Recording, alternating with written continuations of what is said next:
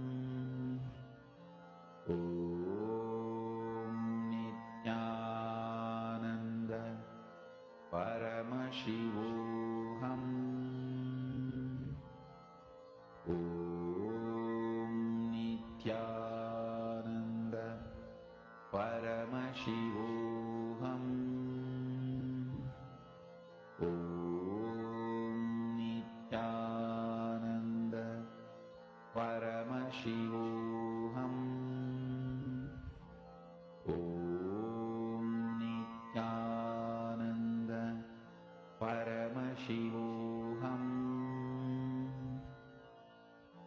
Om Nithyananda Paramashivoham.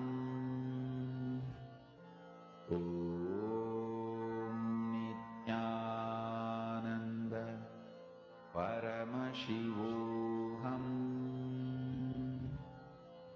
Om Nithyananda Paramashivoham. Om Nithyananda Paramashivoham. Om Nithyananda Paramashivoham. Om Nithyananda Paramashivoham.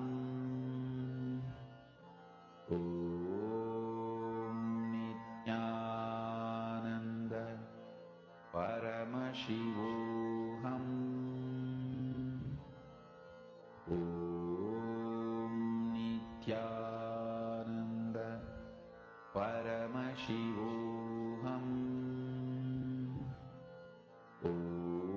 Om Nithyananda Paramashivoham.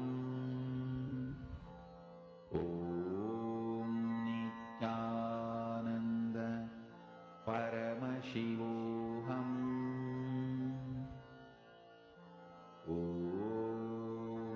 Nithyananda Paramashivoham. Om Nithyananda Paramashivoham. Om Nithyananda Paramashivoham. Om Nithyananda Paramashivoham. Om Nithyananda Please relax. Paramashivoham. Okay, now I'd like to see quickly how many of you have manifested. 20 minutes is over. So let's see how many of you have manifested. Whatever each of you saw, post that. Nithyanandam, Lucas, Makamandaya, Nithyanandam. Nitya Guru Prasadini. Nithyanandam, how old are you? Shri Nitya Guru Prasadini. How old are you? Very nice to see you here. Nithyanandam. And okay. Gyatasaya, Sumit Agrawalaya, Punidanaya, come on, both of you should also manifest. I'm not seeing you both manifest. Punidanaya is laughing. Come on. Yeah, you're sitting in the sessions, you're listening to all the powerful cognitions. It's high time that you manifest.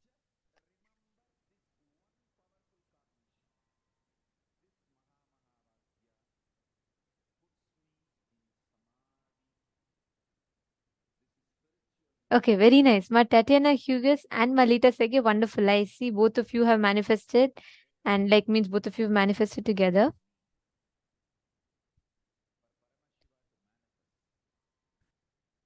Okay, come on. I'm not seeing so many of you actively manifesting. Dear participants, in whichever state of consciousness that you're all in, please come back to waking state. We're all preparing for a very important initiation today. I know this time is a little difficult for Chinese participants because it's your like right in the middle of the night time for sleeping. But come on, we can do this. I request every one of you to participate proactively. Okay, see, listen very carefully. Ma Lita Sege, you had a question about suffering, right? The next session we are going to be listening to, Ma, is a very, very important one. Many times we feel that we have been wronged by life. We feel that we life has given us like negativity. We are not able to handle it. We have been wronged by life. We get that whole experience in us, right? But actually, do you know, more than the suffering itself, that thought current that you carry causes that suffering.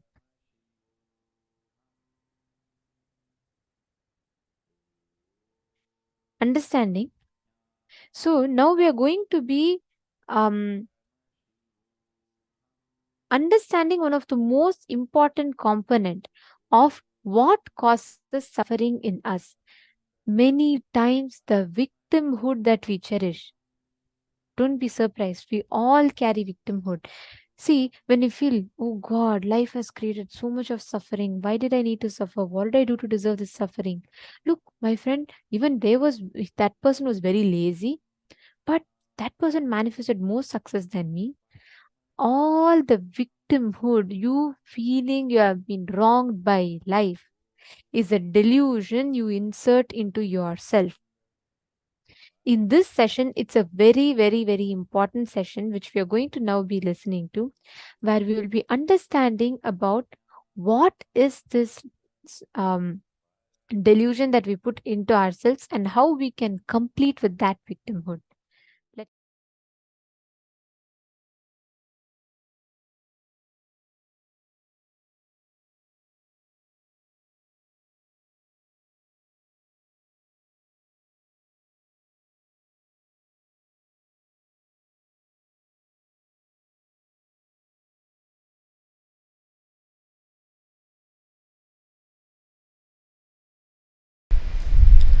One of the worst problem with which you all suffer,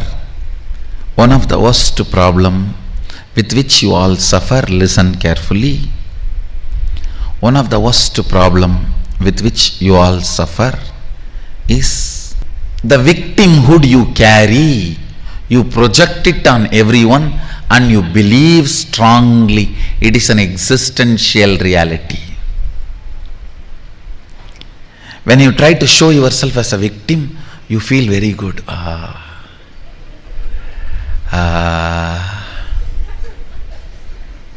is what I call powerless pornography. Cheapest pornography. Cheapest pornography a human being can enjoy is the taste of showing themselves as victim. Enjoying the victimhood. That's the cheapest pornography any human being can enjoy. Because you enjoy that, you do not want to deny the existence of it. You want to project that on everyone. And whole world there is so much suffering. You mean to say there is no suffering? I mean, there is no suffering. After going through so much of attack from all corners of the world, I mean, there is no suffering. Understand, ask the question in right way. If Sadashiva made all of us in his own sea, don't ask why there is so much suffering, then how can there be delusion of this suffering?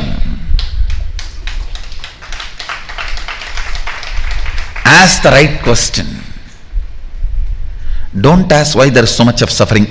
The moment you say why there is so much of suffering, you put the anchor on the delusion and you are trying to question the Turyatita. Put the anchor on Turyatita and ask, then why am I feeling there is so much of suffering? Because you enjoy cheap victimhood pornography most of the time. You want to prove you are trying your best, you don't want to make it happen. Understand? Making it happen is different. Collecting all the arguments to prove I am really trying my best to happen, make it happen. If you establish you are really trying your best to make it happen, you may get medal but not result.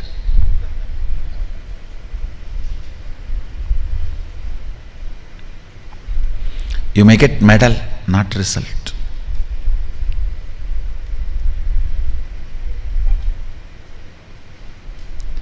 Understand most of the time, because you enjoy victimhood, you project that on others, you project that on world, want to strongly believe the existence of suffering. When you want to believe something, nobody can stop you. Nobody can stop you. No one can stop you when you want to believe something.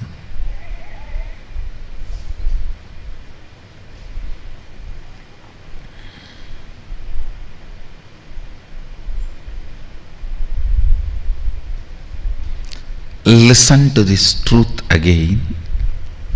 Sadashiva made all of us in his own sea. S-E-E. I don't want to conclude it as seeing or seeing. See.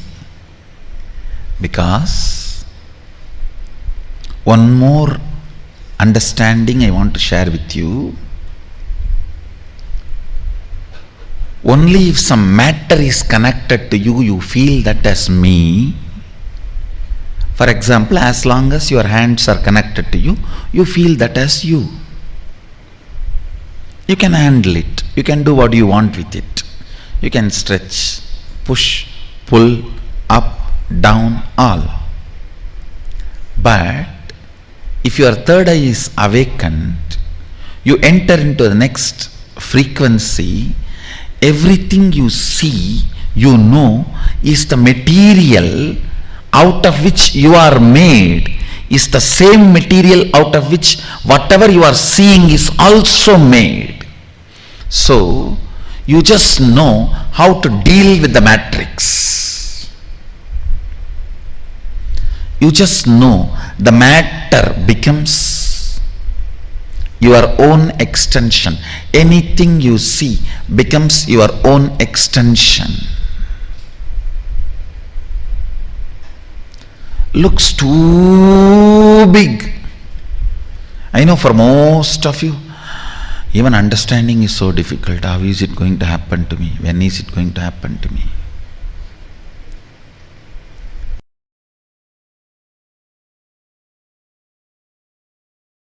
Because I decided to do tyaga. Understand? You can always sacrifice the achievements, pleasantness, bliss, joy related to your past.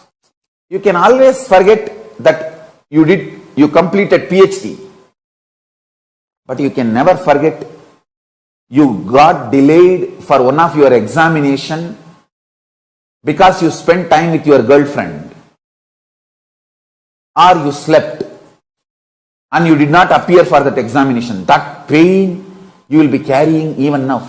Sacrificing the past related pains. Understanding even factually, many of your pains are unjustified and incorrect. Understanding, even factually, your pains are not supported, justified by the reality, real happening is completion. I am repeating. Even factually, as per the real happening, what has happened, if you look what has happened from all dimensions, even your pains are not justified. Your pains are not really right. Even your pains do not have justification to exist in you. if you see the past happenings multidimensionally, is completion with the past. I tell you, how much ever you say, no, I know I have some pains which are absolutely justified. No. You may be Guni, you may be Kaikeyi, you may be Surpanaga, you may be Danganaka Duck, Danganaka Dick, I don't care. You are wrong.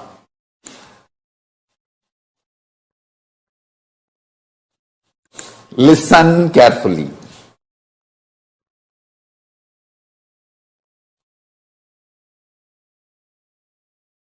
Listen again. I am repeating.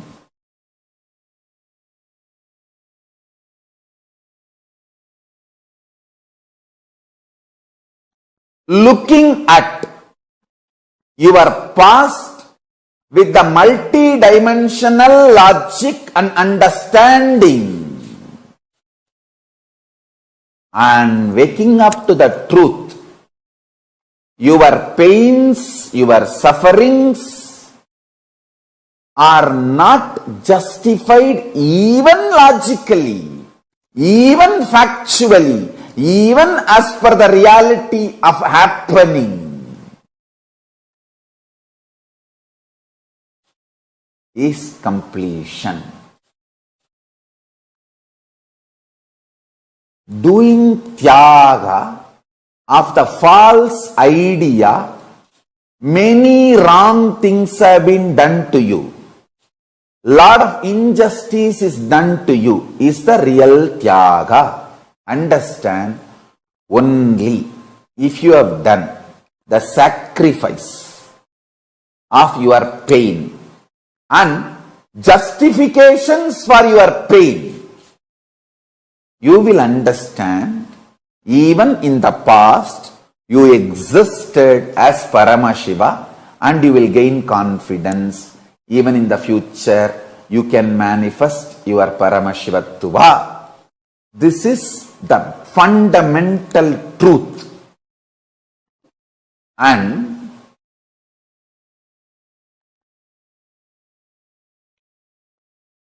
there will be gap between what I am saying, what you think as your reality.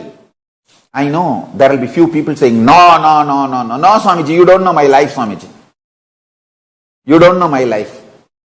I have pain, I had pain, and it is justified. I can sit with each one of you individually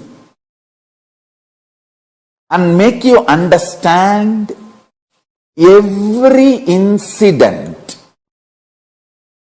every time you felt you have been wronged, injustice is done to you, you have been given pain, you have been a victim. Every situation, I can take it out and show you multidimensionally and make you understand you have not been wronged. Even the facts, you got it wrong. That is why you feel you have been wronged. Understand?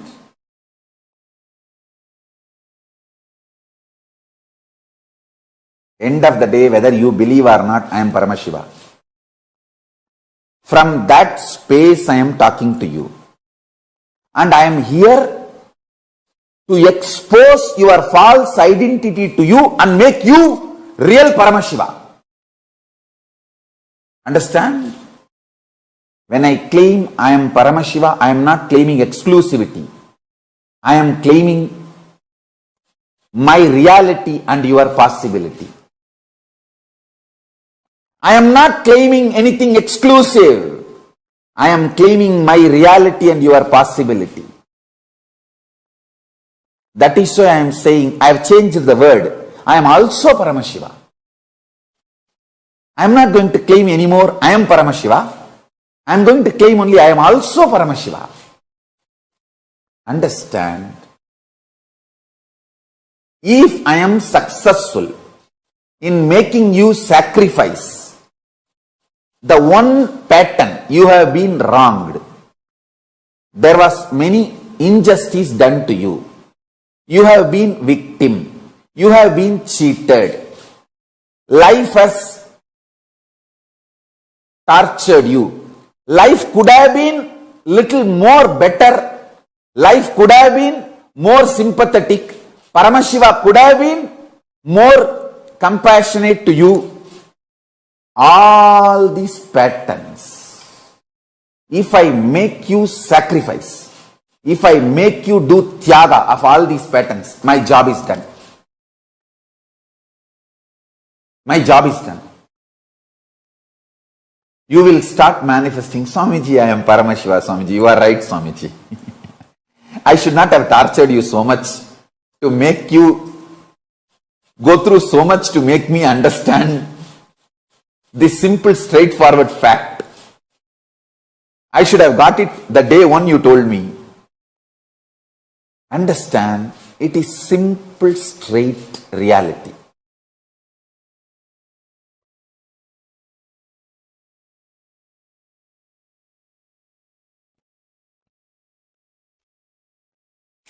Only the conscious, ferocious decision can make you powerless, can make you get out of powerlessness, can make you free from powerlessness. Understand? I tell you.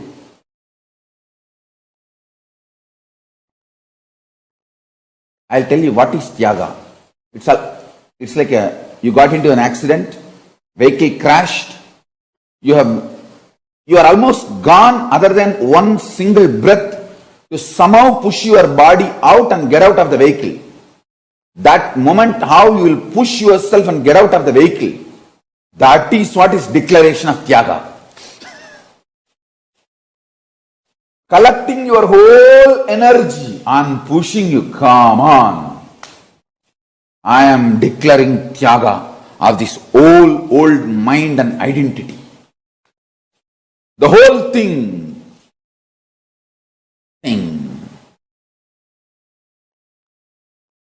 Understand? I tell you, that is the way tyaga functions, that is the way tyaga works out.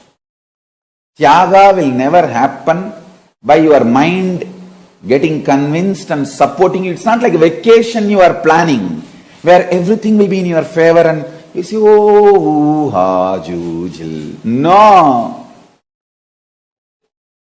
Tyaga is breakthrough in your consciousness. I tell you.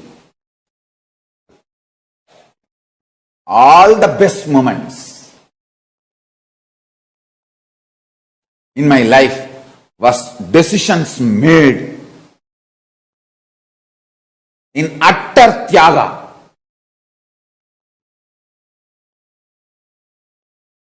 Never go back to what you vomited. Never go back to secured, cozy, supporting ambience.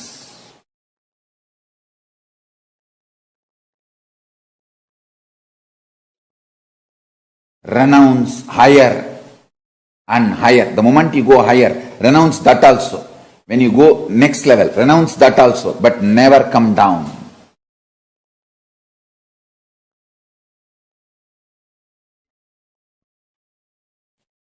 I have seen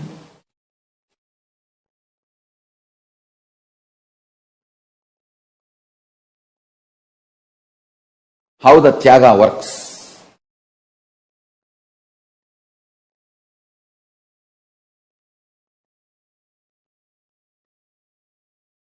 When I left the house to build one ashram,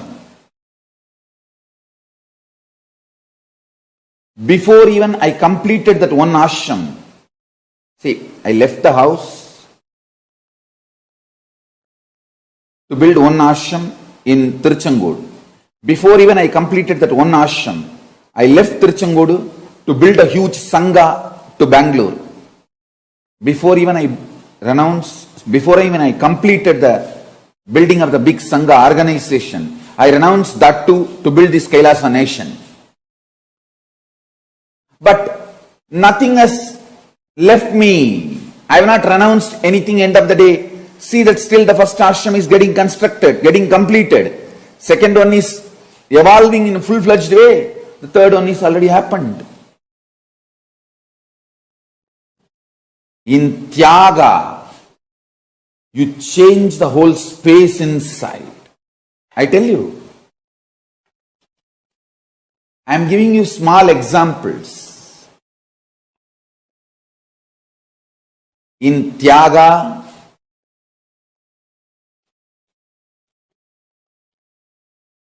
you don't lose anything. You only lose one thing, the powerless mental setup. The powerless mental setup you carry, you lose that. You break that. Do not expect your mind to get convinced about Tyaga and you doing Tyaga. No. If your mind is convinced, then it is a cunningness. It's a trap. You just decide, hey, I heard about Paramashiva. I don't have a complete route to become Paramashiva, but I am deciding. Whatever with little known, I am going to fly towards Paramashiva.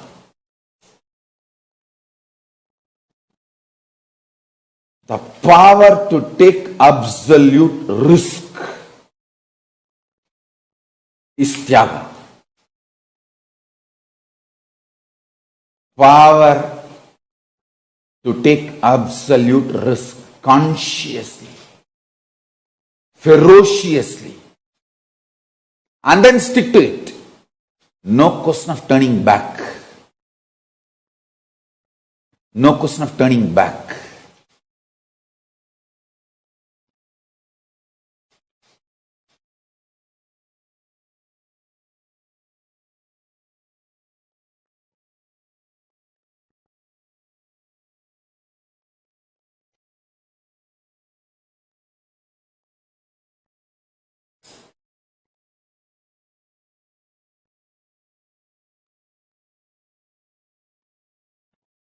Every time when people are deluded, the only question they raise, Swamiji, somehow I am not having that confidence, decision, I should do Tyaga.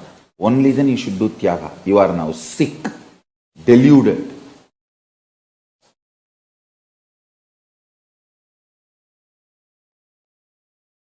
Breaking the old identities. Fears.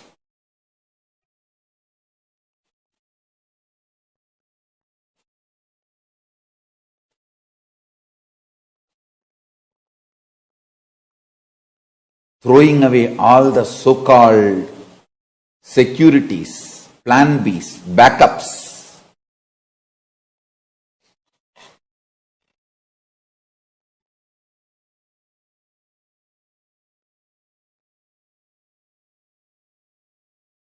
Is Tyaga. That is Tyaga. Tyaga gives absolute fresh life. It breathes fresh life into you.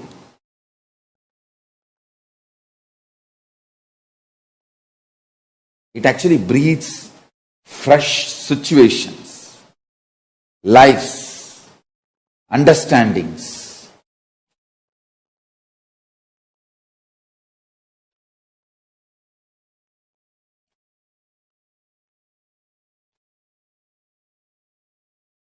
Fresh energy.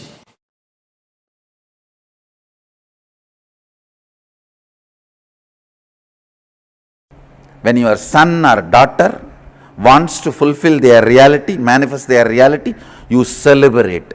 That is what the meaning of the real son or real father, real daughter and real father. Cosmos celebrates your will's completion. The good news I have for you, Planets celebrates. Planets actually celebrate when you want to manifest something. Actually, they torture you because you don't want to manifest. You are stuck with your laziness, boredom, tiredness, victim pattern, stupidity, self-sympathy, self-doubt, all that. To wake you up, they torture you. But the moment you make it clear, I am not going to be victim for SDHD anymore. I am not going to be bored, tired, destroying myself anymore.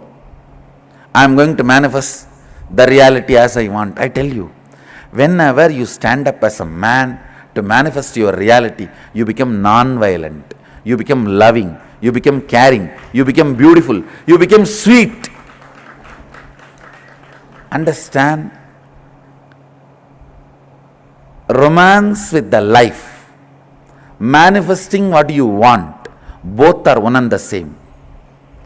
Somebody who wants to manifest what they want will not have time and energy to destroy others. Destroying is not at all a big job, understand? Any fool can destroy any big man. It's not a big thing. It's manifestation, creation. That is the real thing. I tell you, whenever you want to manifest what do you want in your life, cosmos celebrates you. Sadashiva supports you. Planets align to you.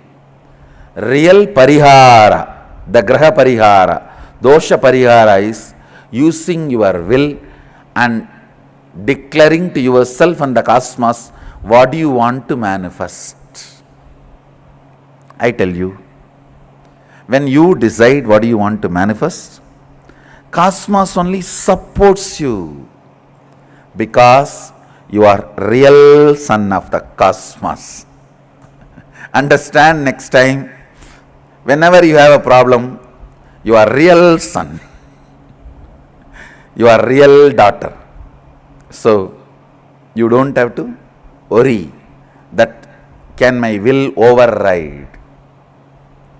Can my will override? No. Understand? This very idea, overriding, is from the concept of good and bad, right and wrong, opposite. You are not opposite party to cosmos. You are extension of cosmos.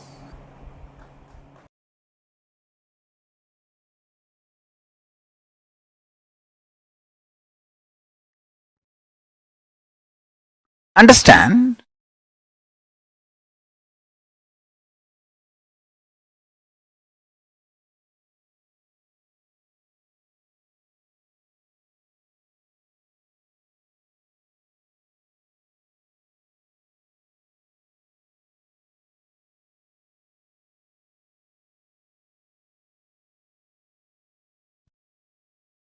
The most powerful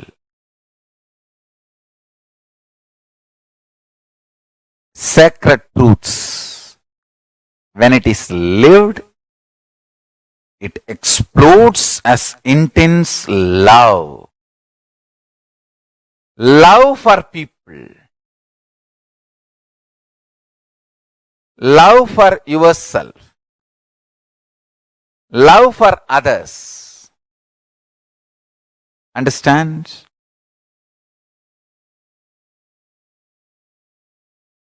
People who try to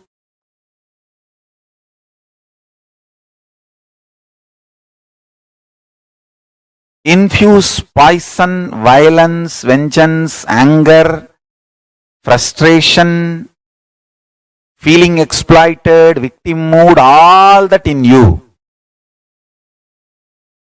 will be very sweet, but they'll just destroy, demolish and go away. It's like a driver of the bulldozer smiling does not mean he is doing good to your home. He is bulldozing it. And he smiles at you and says, "Hi, how are you? Wow." And he is bulldozing. It's like cops give the ticket for $200 and say, "Have a good day, have a nice day." After $200 ticket, they tell you, "Have a nice day." Understand?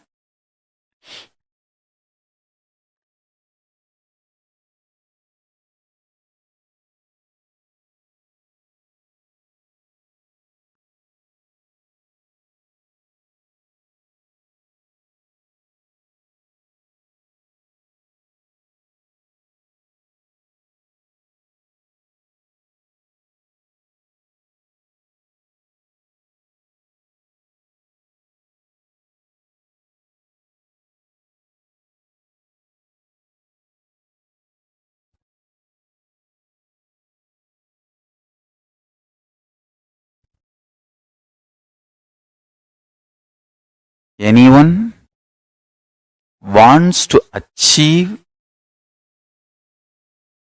whether power manifestation or enlightenment, sincere work on your consciousness is required.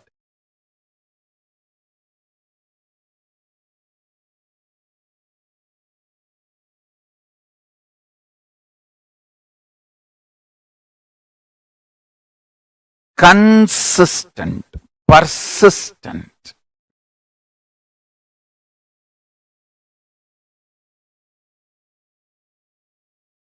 Work on your consciousness.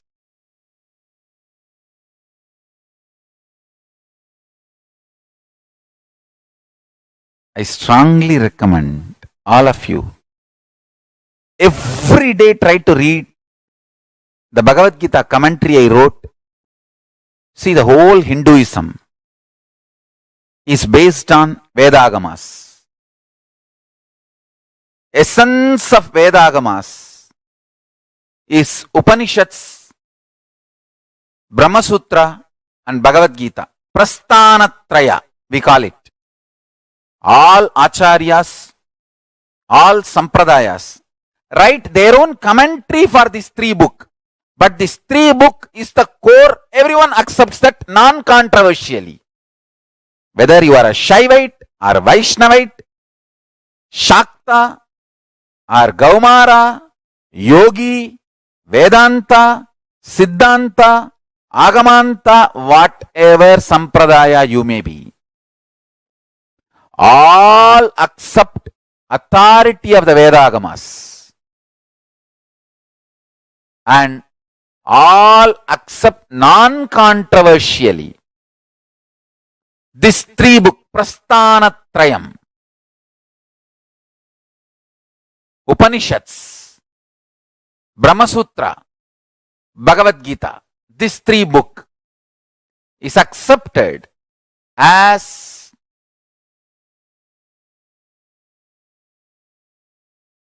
the core book, or I should say the core principle of Hinduism.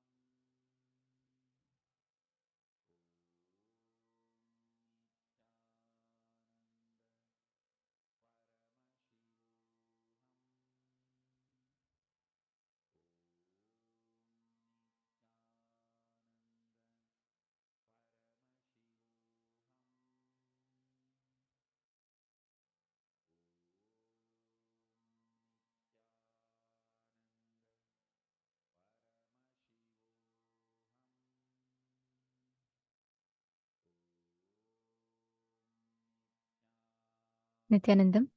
Our sincere apologies to all the participants. There was a temporary internet issue and it has been fixed now. And many of you lost the feed for some time. Many of the rooms did not receive the feeds for some time. So we apologize for that error. We had lost the internet connection temporarily. Apologize for the technical glitch. And thank you all for staying with us. Yes. So now Swamiji was revealing a very, very important truth in this session. Understanding about victimhood. Can I request every one of you here to take a few minutes and post what you understand as victimhood? What do you understand as dropping the victimhood, completion with victimhood? What does that mean?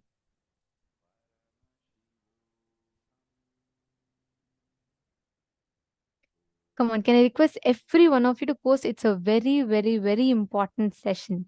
So want to make sure that every one of you heard it and every one of you understood it. Can I request every one of you here to take a few minutes and post?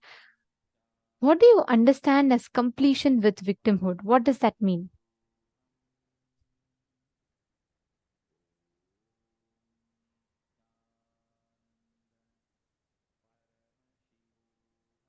See, many of you shared, whenever you declare non-violence as man, you become beautiful and sweet. Alexander has posted, I've heard about Paramashiva. I don't know that much about him, but with ferocious decision, I declare I am going to fly to him. Beautiful. Majun has put, victim of circumstances beyond my control. Ma Jayanti has put self-sympathy. Mahongs has put thinking that someone else is responsible for causing pain in you. Karin has put blaming someone else or something else than you to be responsible of the life that you have. Machetna has put if anyone had any curse in completion. Okay. Now, beautiful, many of you have posted different understandings.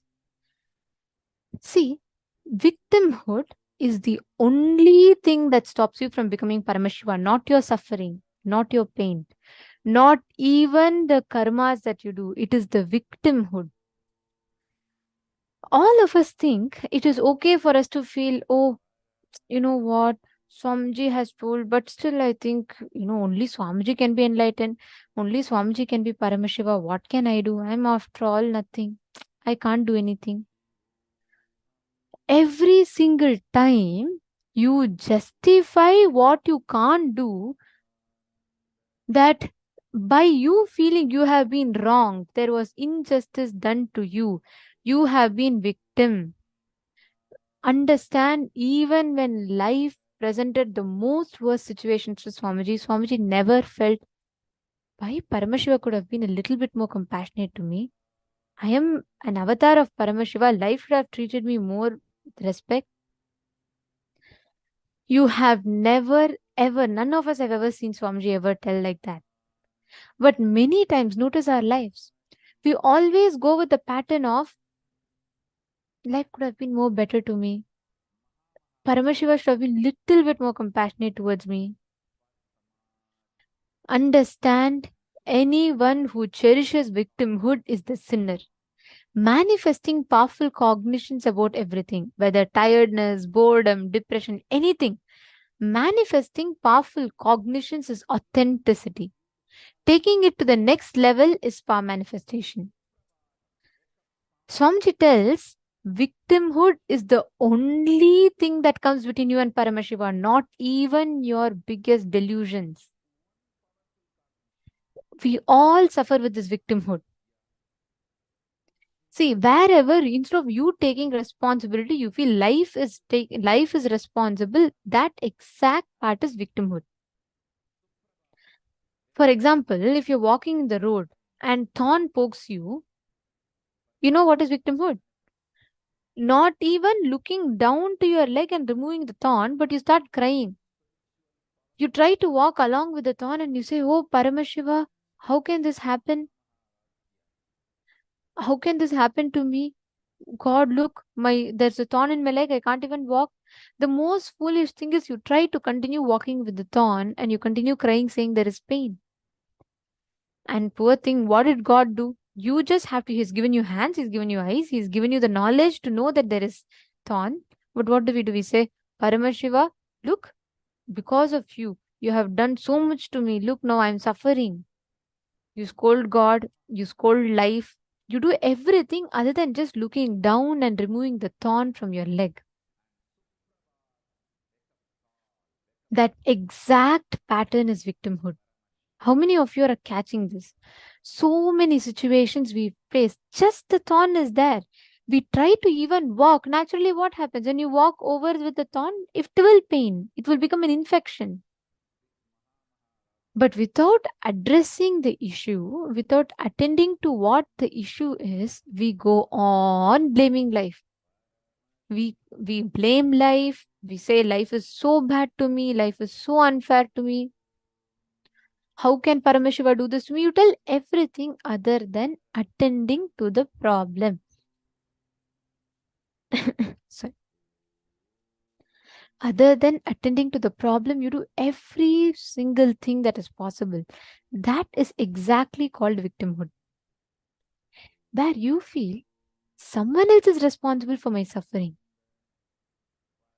Why are you unhealthy? Oh, because the food that was cooked was not proper. Why are you not able to manifest wealth? Oh, because my boss does not want to give me salary.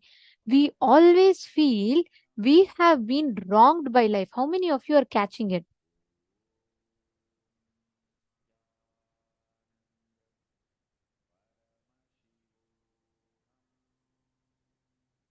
Understand, not just we having to take responsibility. First, we need to identify all the places in life where we say, I am not responsible. Someone else is responsible. Understand, even for your suffering, you are responsible. We say, oh, someone else did injustice to me. Someone else stole my money. So only I am suffering. No, how can you suffer? Who is responsible for your suffering? You. The action might be right or wrong is secondary, but end of the day, the person suffering is you. Look back. This one victimhood pattern completely stops you from cherishing the right powerful cognitions in life.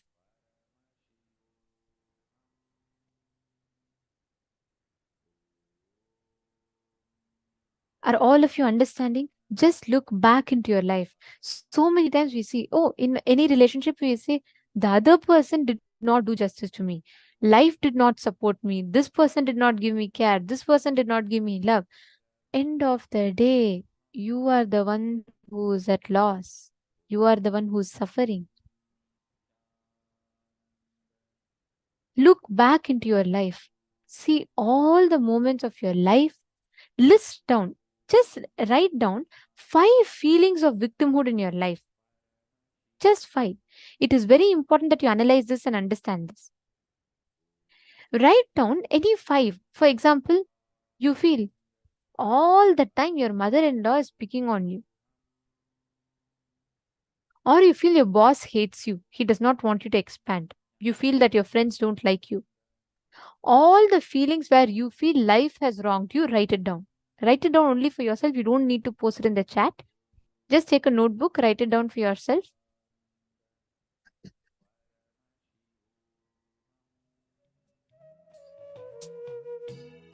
Please pen down. It's a very, very important exercise. If any of you have any questions, please ask.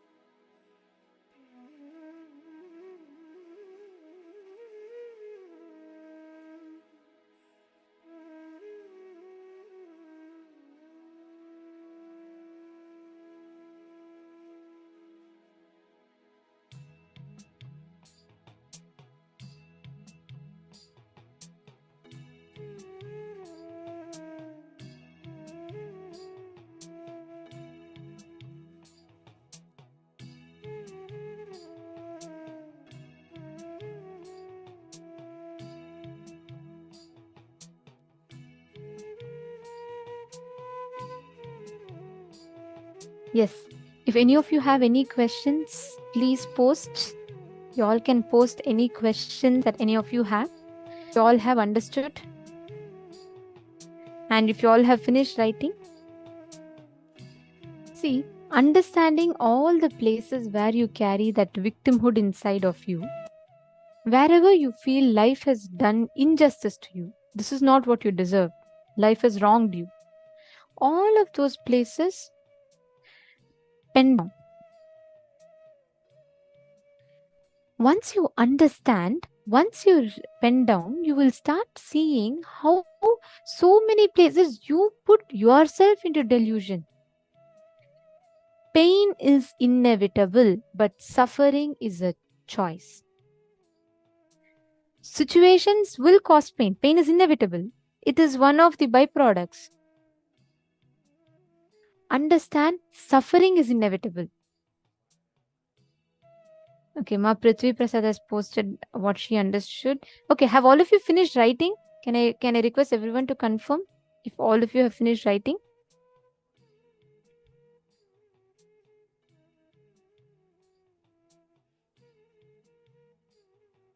Can I request all of you to confirm? See, check back into your life. All the places where you have carried these victimhood cognitions are all of those are all the places that completely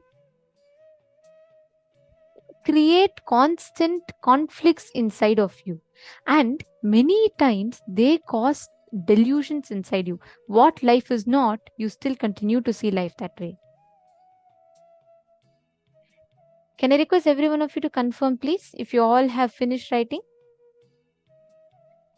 So I'm just going to repeat the steps once more because it's a very important exercise. So the first step that you're going to be doing once you write down the 5 feelings of victimhood, you're going to write down the exact powerful cognitions that you're going to replace the victimhoods with. Okay, let me give an example. For example, you have a person in the office whom you think is always stopping for your success.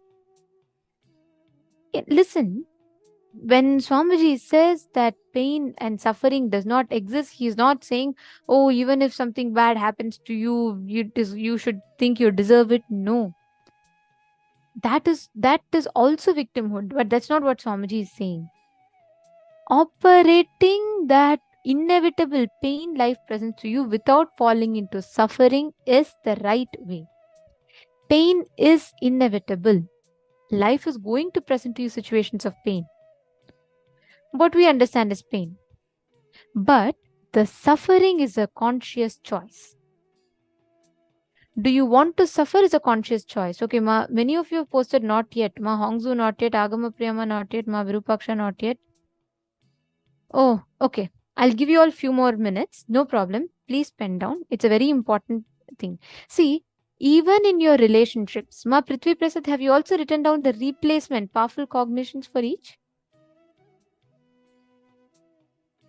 See, many times the situations where you feel life has done injustice to me, I did not deserve this. Wherever each of you have written these cognitions, it could even be in some relationships, or it could simply be generally. Replace it with a powerful cognition. Now, out of whatever Swamiji has revealed, write down what exact cognition are you going to use. What is a powerful cognition with which you're going to pluck out the thorn? You just need to realize, hey, I need to look down. That's all. And then you need to take out the thorn. There's nobody else is going to come. Even if you call out for God, He's already given you all the instruments you need to do. Now the decision is in your hands. That is exactly these powerful cognitions Swamiji is giving. You can apply any of them. Understanding pain is inevitable, but suffering is a choice. So every time you suffer, please be very clear you are choosing it. The most worst things could have done. Someone could have stolen your money. I'm not saying it is correct. I'm not saying, oh, take it as all as some great happening. No. But don't suffer. Take responsibility. There's a big difference with suffering. You just say, oh God, look, even this is gone. I don't know what else I'm going to lose. That is the attitude we go to. But that's only going to lead you to more suffering. Instead, when that pain happens, take responsibility for that pain. That's why Swamiji will tell many times when we say, Swamiji, we are pained because of this, we are pained because of that. Swamiji will say, your pain means nothing. You need to take responsibility. Suffering is not cute. You feeling you're suffering so much in life is not okay. Understand, if you are suffering in life, you are punishing yourself and nobody is responsible for that. Look back, list down in one column, and in the second column, list down all the powerful cognitions you're going to be replacing it. Since many of you have requested not yet finished, I will give you all, okay, I'll just give you all 6 more minutes. Can you all finish? Because we'll have to move to the further sessions as well. Would you all be able to finish in 6 minutes? Okay, great. Thank you for acknowledging. Then I'll give you all 6 more minutes. Please write down in column A the victimhood cognitions, in column B the powerful cognitions. Yes, if you're done writing both, Ma Prithvi Prasad, you can revisit, you can internalize these powerful cognitions. We'll give time for the others to finish quickly.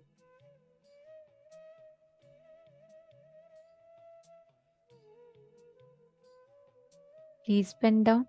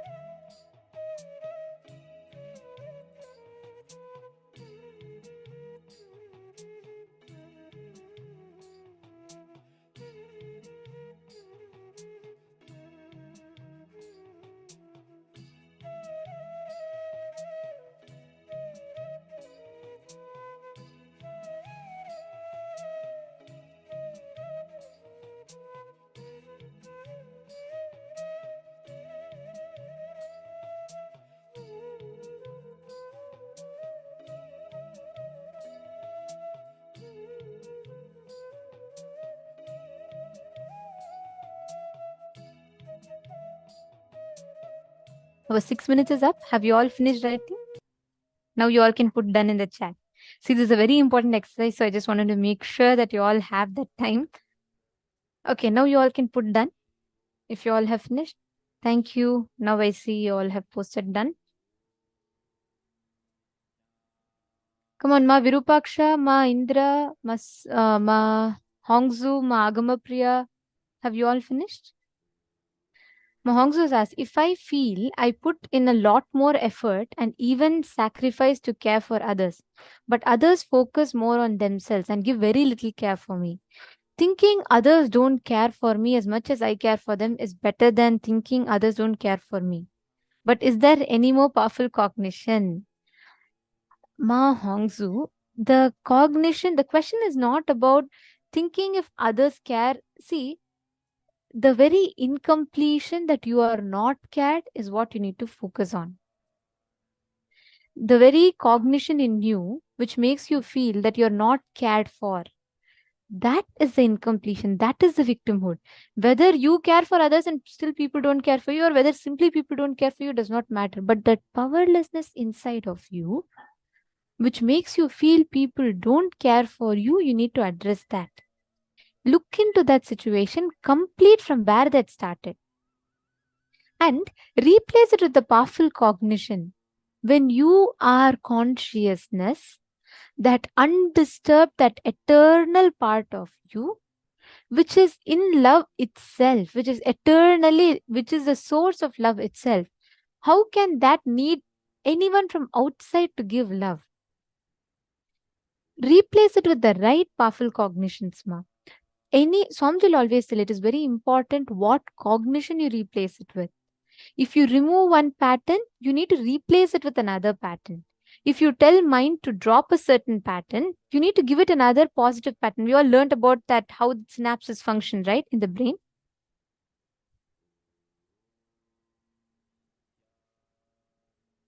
So each of you that are sitting here, listen very carefully. Replace with the right powerful cognition. Clear? Understanding? Okay. Now, hope all of you have finished writing. And even if you have not written, please take out some time later to write. Now, in the interest of time, we'll be moving to the next session. All right?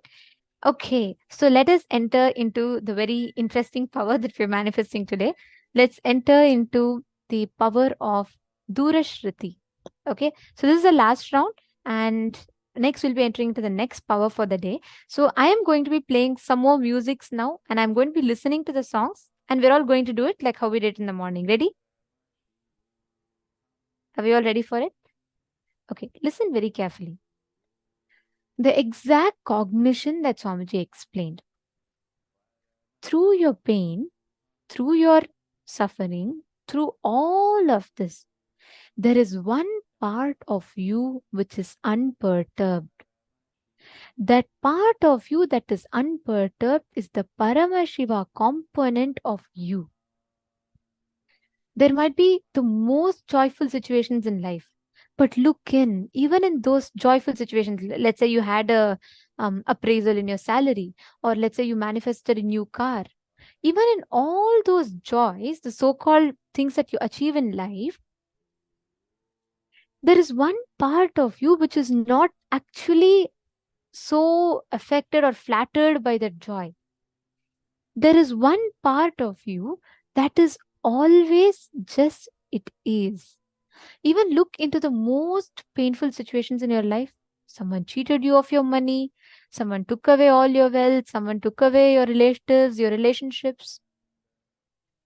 Even in those situations, there is one part of you which still says, yes, I can get through this. In both the situations, neither joy flatters it, nor suffering affects it. There is that one component of us, that is what is Paramashiva. And now, whenever you identify yourself with that Paramashiva component of you, you manifest life. With that cognition, every one of you are going to be unclutched, going back to that space. of Paramashiva component of you. Just because of that complete unclutched silence in you, you will be able to hear even the most subtlest sounds happening, which means just by your conscious will, you'll be able to hear what music silence. Even if 100 people are talking in front of you, you will still be able to listen to the most silent whisper I'm making here just by your will. Now, from that space, just sit, chant the Mahavakya with a conscious will. Just command your third eye. I want.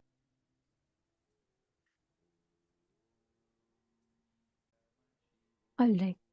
So I'll be muted. There'll be no sound here, but I'll actually be listening to something and you're all going to scan an info. It could be anything. So don't guess. Don't think, oh, maybe. Please chant the Mahavakya.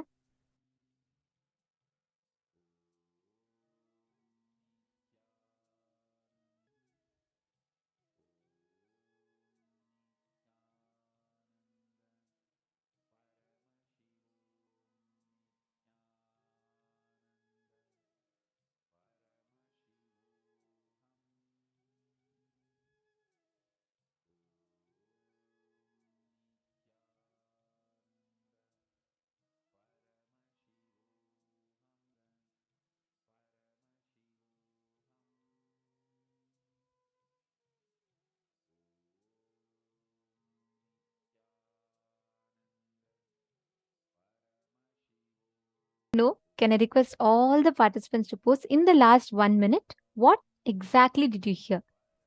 See, don't just put music or don't just put song or don't just put sound like many of you typically put nature sound.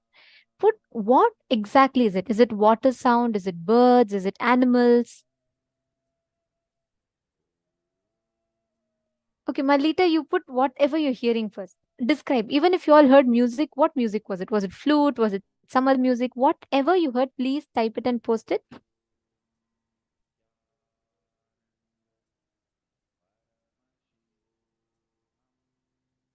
Okay, upbeat, happy music, instruments, drums, all right. Water, flute. Okay. And you all should not give me multiple choice options. Some of you post from piano, guitar, violin, tabla, all possible instruments if you are posting. Do not do that. This is for scanning. This is not for guessing. You have to scan through your third eye and whatever Somji is showing in your third eye, you have to post it.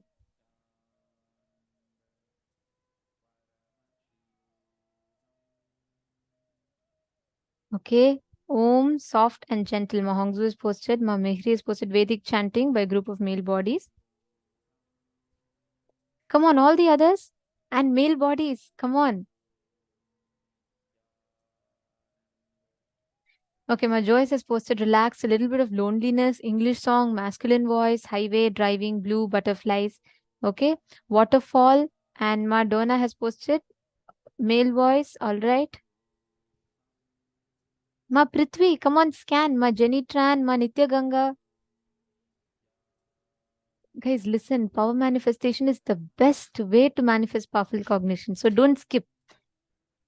Every one of you here, please come on, post. I'm going to give time till every one of you post. Music for concentration. But what is it? What music is it? Is it like some instruments or what did you exactly hear? Masaro just posted food dancers, waterfall sound. Okay. Ma Hiranmay is posted cricket sound.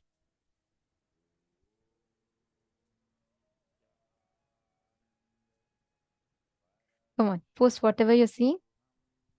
I'm waiting for Ma Prithvi Prasad also to post. Oh, okay. You lost your Wi-Fi. All right, Ma. No issues.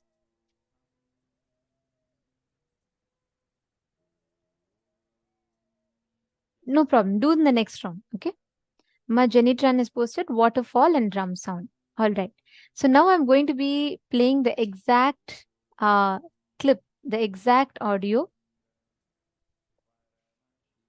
I'm going to be playing it again. And I request all of you to listen to it and we can verify. And you all should know so many of you have gotten it. And let's listen to what exact sound that I was listening to right now.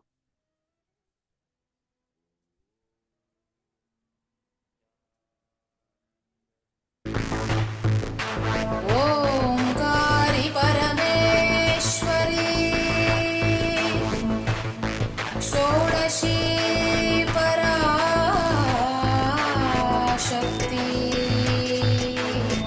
अरुणाचले अभीतभुजाम्बिके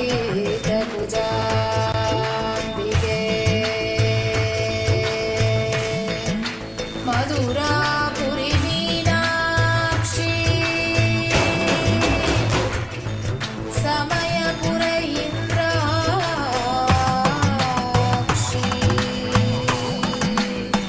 Kanchi Kamakshi Kashi Vishalakshi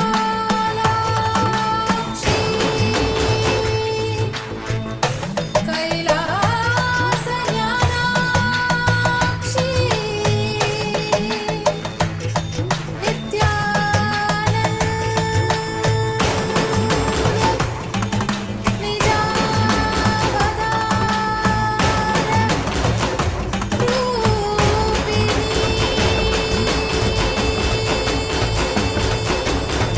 शिवशङ्करि शापविमोचन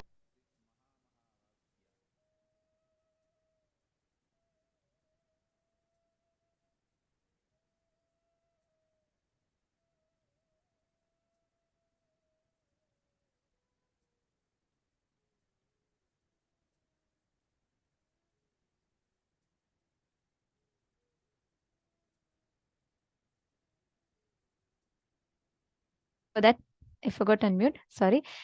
Yes. I was saying that this was the exact song that I played for all of you. And so many of you have manifested. Many people put that Sanskrit chanting. When you manifested through the third eye, you heard Sanskrit chanting. So I'm just going to read out the names of people that manifested.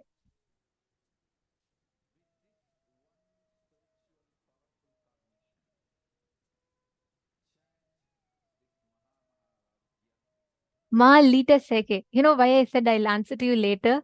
Because you got the exact word. You got the words. You saw the word Leela, and you said you don't know what the word Leela means. And there is music and sort of upbeat too. This is the exact description of the song. Ma Lita Sege has manifested it like spot on. So that's beautiful. And Ma Hedi Shlak manifested. She said it's a woman voice and it has the word Nithyananda and then some bell sound is ringing in that and the song goes on. Beautiful. That's absolutely right. And let's see who else. One more person had put, Ma Mihri put Vedic chanting. You put it by a group of male, but the Vedic chanting part is correct. See, that's how it starts. That's how you'll start manifesting when you see. Ma Lita Sege Raga word, I'm not very sure. I am not very familiar with the lyrics part of it, but Leela is there just in the 1 minute 30 seconds itself. Oh my God. So many of you are manifesting so good today. Okay, one more round. And this time, don't guess. Again, I'll play another music. I could play anything. For that matter, I may play some random noises. It could be anything. So no guessing. Can I request everyone to sit straight? Whenever you manifest powers, do not sit with a slouched back. Sit straight always. My Hiranmayi, see, when you just bring unclutched inner space, when your inner space has zero thoughts, your external listening capability will be like even thousands of kilometers you'll be able to hear. That's the exact science behind this power.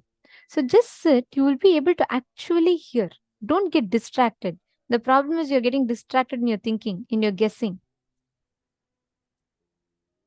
Now, Ma Prithvi Prasad, you also manifest, okay? Sit and just connect. See, when all of you bring your inner space to complete mauna, manon mauna it is called. Mana un mauna, where inside you, you bring complete silence. When we say silence, it means unclutched space. No thoughts, no disturbance. Bringing that space, and you will be able to hear everything in complete detail as it is being heard by me right now. Okay, I'll start the next round. I'm going to be muting in the count of 3.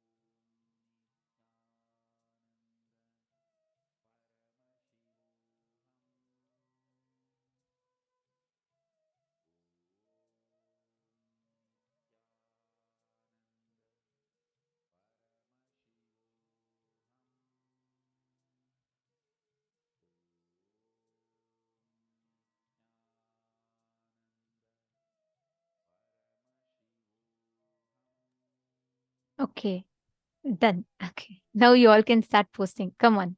What did you all hear? Whatever each of you listen to through the third eye, whatever sounds that your third eye revealed to you, post it. And please describe as detailed as possible. And no giving up. Ma Jenny Tran, it is okay even if you're not getting it right. Just don't give up. Ma Joyce, every one of you. See, whoever have not manifested, the key is don't give up. It is okay. Whatever you get, just keep posting it.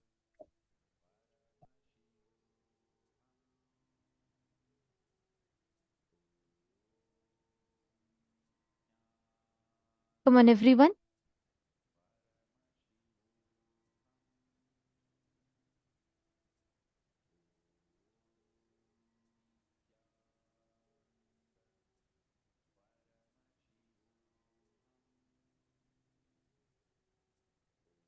No guessing. Please do not guess. You have to scan through your third eye and tell.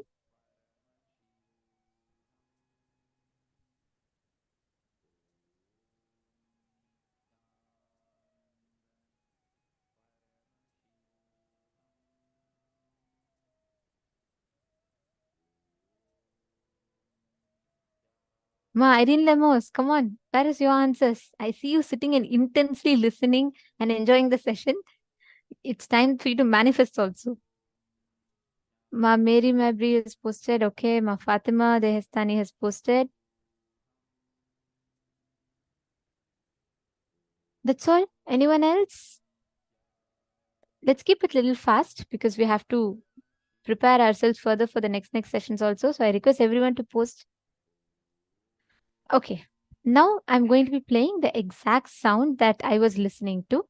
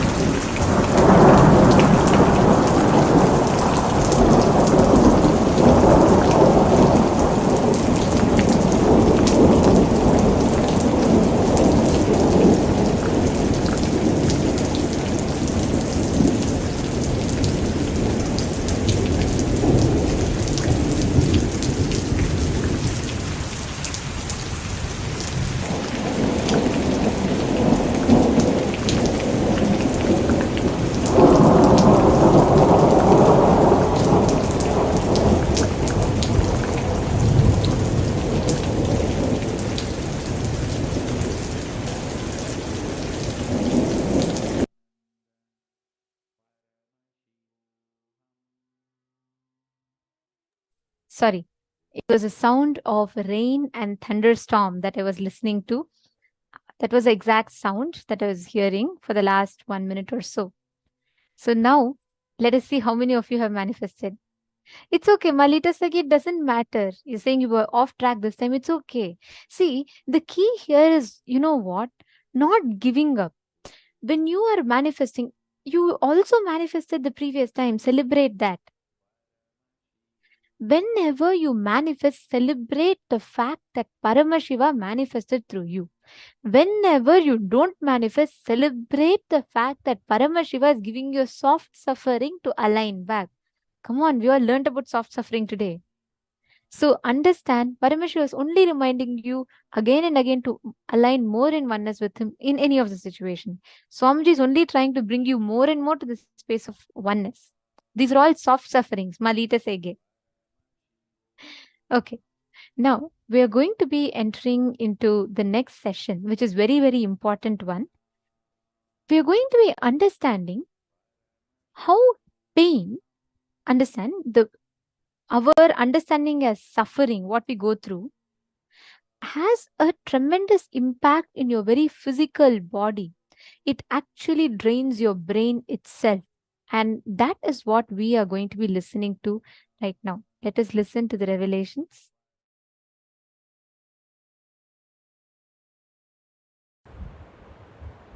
In today's sutra, Patanjali explains the great truth about our deep craving for suffering. Please understand. Constantly we crave for sufferings. So many reasons. One, when suffering happens to you, you get lot of attention from others. Many kids fall sick just to get mother's attention. Otherwise, mother is too busy. By and by, your unconsciousness learns the habit. If you fall sick, you will have attention.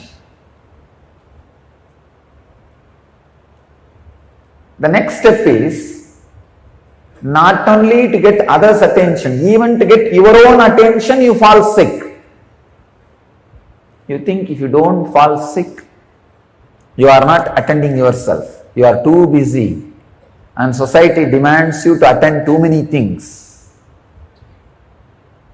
Body and mind says, no, fall sick, that's the best thing.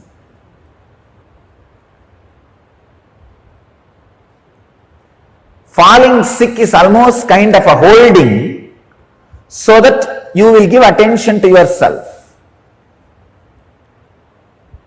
And unfortunately, by and by, mind learns this technique and permanently falls sick, makes yourself handicapped. That is what is some inferiority complex about your body structure, some inferiority complex about your mental structure, some inferiority about you, whether you are beautiful or not, some inferiority about which you don't have, can never have. This idea of some inferiority which you don't, can never have, becomes such a strong sickness.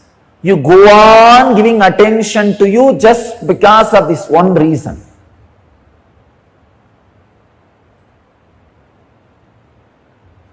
Suffering gives you a kind of a heaviness, shape, identity, feeling of existence, boundary. Joy always gives you the boundaryless feeling. You can see people who are levitating, the first thing I see in them is the joy in their face, extraordinary joy and the laughter. Just yesterday, one devotee from Bangalore came and told me, Swamiji, I saw that 3-minute video and tried and broke my back. I said, don't try. She was trying to jump. It's not that she was heavy, she's medium weight only, but tried to jump, it seems, and nothing worked, and the more she tried and she only fell and broke the back. Means joy permeates your backbone, permeates your biomemory. You became first psychologically light and physically light. As I was telling, this is the science. Under every hair pore, there is a airbag which can hold the subtlest form of prana, which is samana.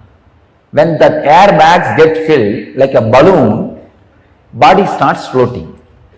The first thing will happen when the air bag gets filled is joy.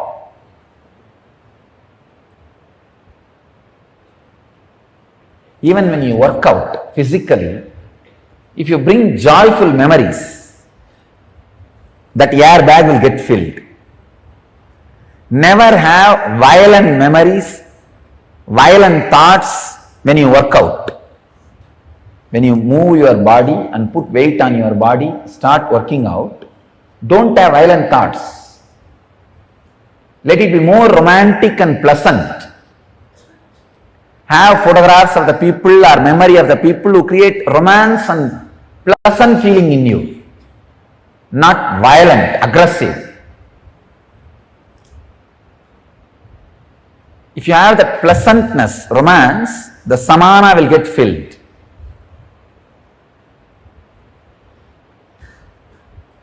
The unconscious hanging, unconscious craving for pain, is one of the worst engram with which humanity is suffering.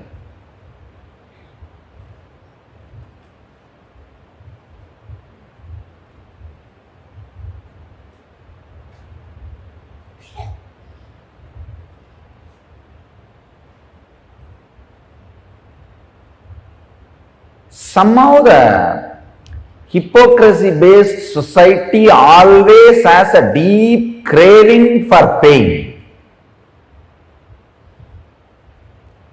See, Krishna was worshipped in all enlightenment-based parts of Indian society. Indian society has two major parts, the enlightenment-based part and hypocrisy-based part. That's what they call morality. The social morality. See, understand? The social understanding of morality is just hypocrisy. It's not morality. It's like a weapon used to pull somebody when you don't have any other weapon, any other way. Like this society, civilization, that part of India worships Krishna. But for enlightenment, you cannot feel attracted to Krishna. And this hypocrisy-based civilization,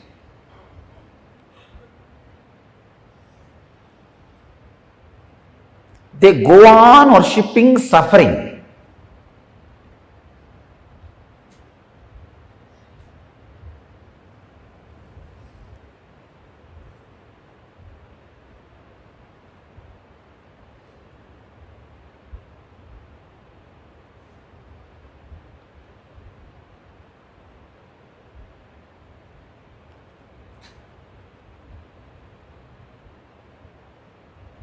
Krishna's consciousness, such a extraordinary joy. I wanted you to know some of the details.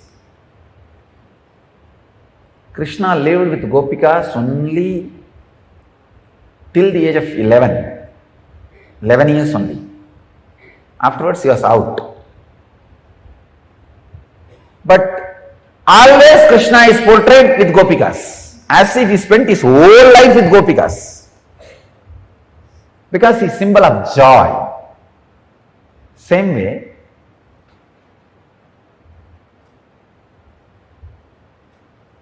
he lost and ran away from one war and got killed by a hunter. I think many of you may not even know this story. Krishna was murdered. He was killed by a hunter with poison arrow. You would have never even heard this story. You will never see a photograph or a statue of Krishna being killed, because he is representation of joy. And you will always see Krishna victoriously standing and giving Vishwarupa Darshana to Arjuna, or winning the Mahabharata war. You do not know, 17 times he was defeated by Jarasandha. 17 times Jarasandha came back as Gajini Muhammad and destroyed Dwarika and Somnath. Jarasandha and Krishna ran away from the war field. Ranki Chor Rai, they call in Gujarat, Ranki Chor Rai. Ran away from the war field.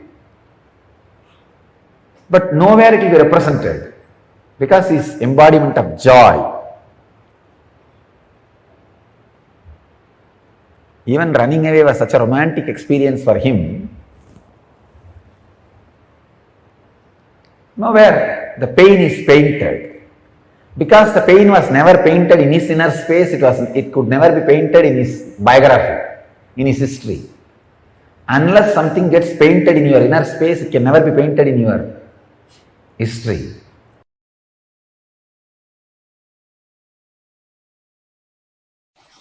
I speak on this fracture.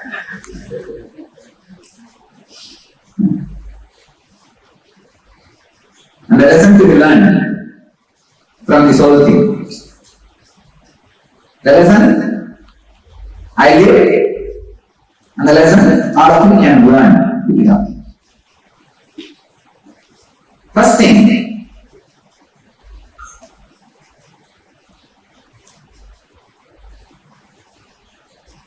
first question everybody asks, why did Swami get into the arts? What is the meaning? See, life is not supposed to be just you wake up on the same bed and you walk through the same floor and you get into the same vehicle and you just go to the same office, come back and lie down in the same bed. Life is learning. So I also thought, why not pick up horse riding? And after all, this horse riding, swimming, all these things are inside our biomemory. Just if you are at it, it will come up. So I thought, why not try? That's the reason I tried. Nothing wrong. It was going well. Every day it was going well. Every day I was going around the ashram and hours. Morning and evening. And that day, they put up music, loud music. And all our ashramites have started cheering up. So I got a little excited. Yes, that's all. And the moment I felt, first thing I thought is, oh, these fellows should not suffer. All your brahmacharis, ashramites were around me. They should not suffer. First thing I thought is, I am okay, don't worry. I am okay, don't worry. That's what I told first thing. And after I got up, I saw the fractured hand. And I told him, maybe there is a fracture, let's go to the hospital and do what needs to be done. First we went to 7 o'clock I fell. 2:30 only they did the surgery. Till then no painkiller, no anesthesia, no pain. No painkiller, no anesthesia, no pain. It is a compounded 2 fracture, bones are on piece. And doctors are shocked, surprised. They are again and again saying, what do you mean by these ones? I said, I don't know. Actually, the fracture did not do any problem to my body. Little that sickness I had is the medicines this was infused into my body. This antibiotic and all the anesthesia, everything infused into the body. That is the reason I am a little cough and phlegm and all that. Otherwise, the original can't do anything. There was no suffering, there was no pain. And fortunately, the moment I fell from the horse, that is also completely video recorded in the security camera. And the whole, how I was taken to the hospital, the whole thing is video recorded. And surgery is also video recorded. They are saying impossible. The doctors are saying it must be excruciating pain for me because the bone came out of skin. Bone has made a hole in the skin. There was bleeding. And some 3-4 pieces it became. 2 fracture and 3-4 pieces.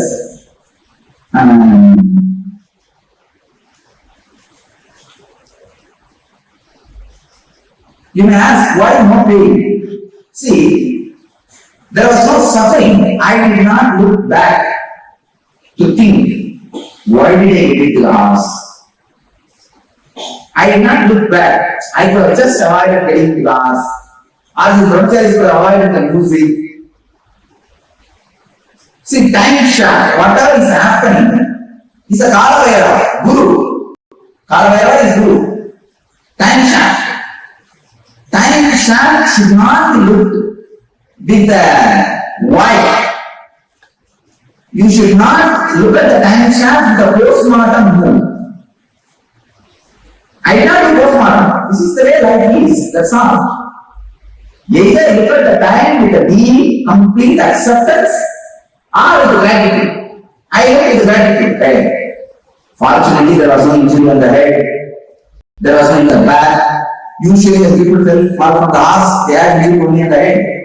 They break collarbone. Nothing of the injuries happen. So I got Kalavaiva, only the gratitude. Kalavaiva is Guru. Life. Do not look at life with a postmortem mood. I could have thought, oh, this fellow could have avoided the music, this fellow could have avoided the shouting, cheering up, I could have avoided getting into the arts. What is it mean for me to learn the arts in this age? Horse riding. Who asked me to learn the horse riding? Thousands of ways you can ask why towards the life.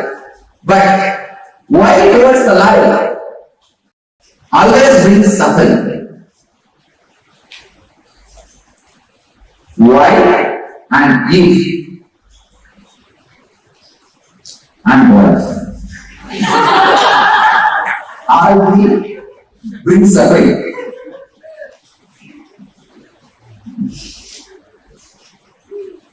The why does not give any answers. It just brings more and more suffering. So I always tell you, look at the life, look at Kalavaiva. Kalavaiva means time check. Whatever is happening. Look at life. Either with complete acceptance or deep gratitude. That's all. Then there will be suffering. Actually, there was no pain. I told the doctors, I requested them again and again, please do the surgery without anesthesia. I wanted to see. But they were afraid. They were afraid to do without anesthesia. They gave anesthesia and did the surgery.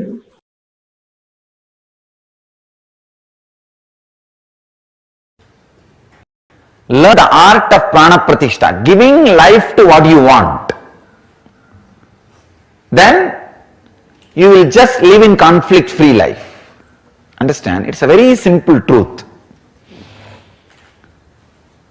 I think I would have explained this villager with whom I had a very strange experience.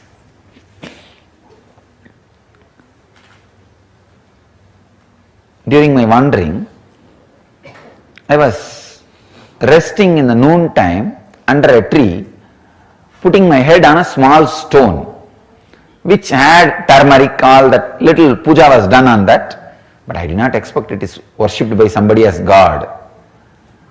I thought maybe in village every stone, every tree is worshipped. In India, that's why when British put the milestones, first it was all painted in yellow.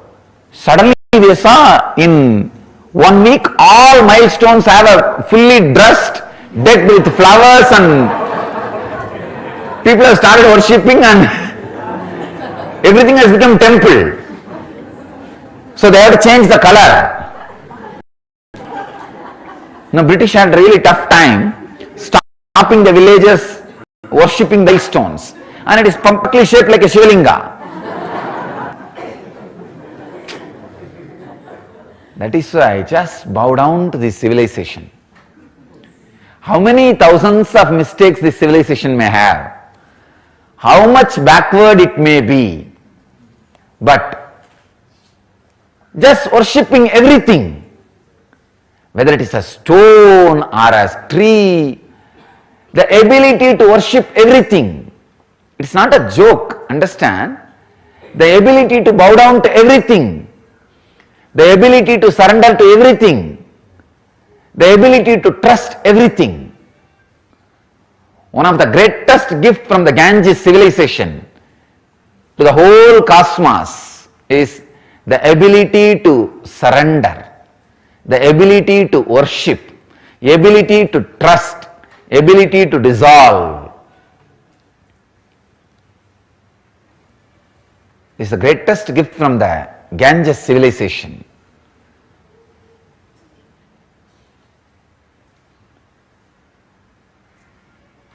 It is not a joke when you feel an individuality, The ability to just relax, trust, ability to trust more than your boundary.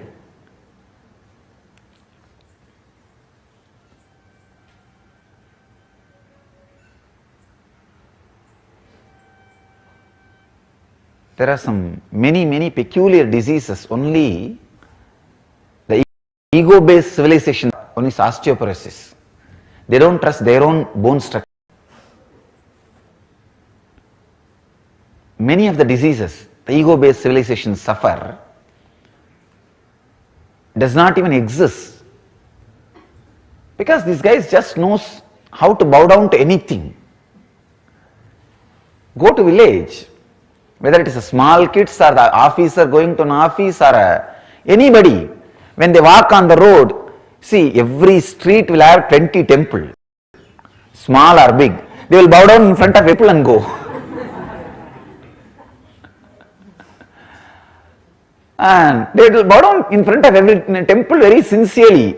Even in my school days, if school starts at 8:30, I'll start from my house by 6:30.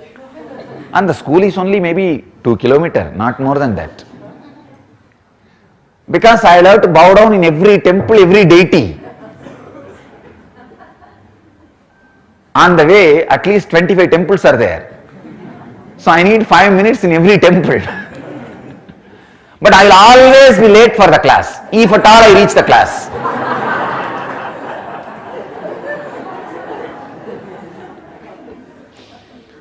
So I had an agreement with my maths teacher. I'll make one more round for you, you give attendance for me.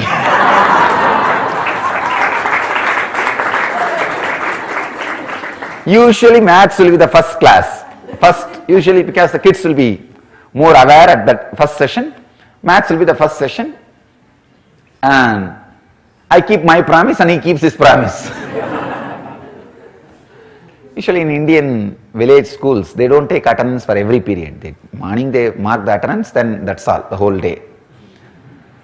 So majority of the days, I'll be running, going around the temple for him, and he will be giving attendance for me. I put my head on this stone. I should not say stone. Deity for somebody. Once it is deity for somebody, it should be deity for everybody. But foolish, unfortunate civilizations do the other way. Once if somebody is accused for somebody, he is accused for the whole world. That should not be the case. If he is deity for somebody, deity for everybody. And if he is accused for somebody, he is accused only for that person. And we do completely opposite. So, I put my head by deck without knowing the deity on deity. Usually when there is a turmeric powder smeared, snakes will not come there. That is why in the snake holes, before worshipping they will put the turmeric powder. Snakes won't come.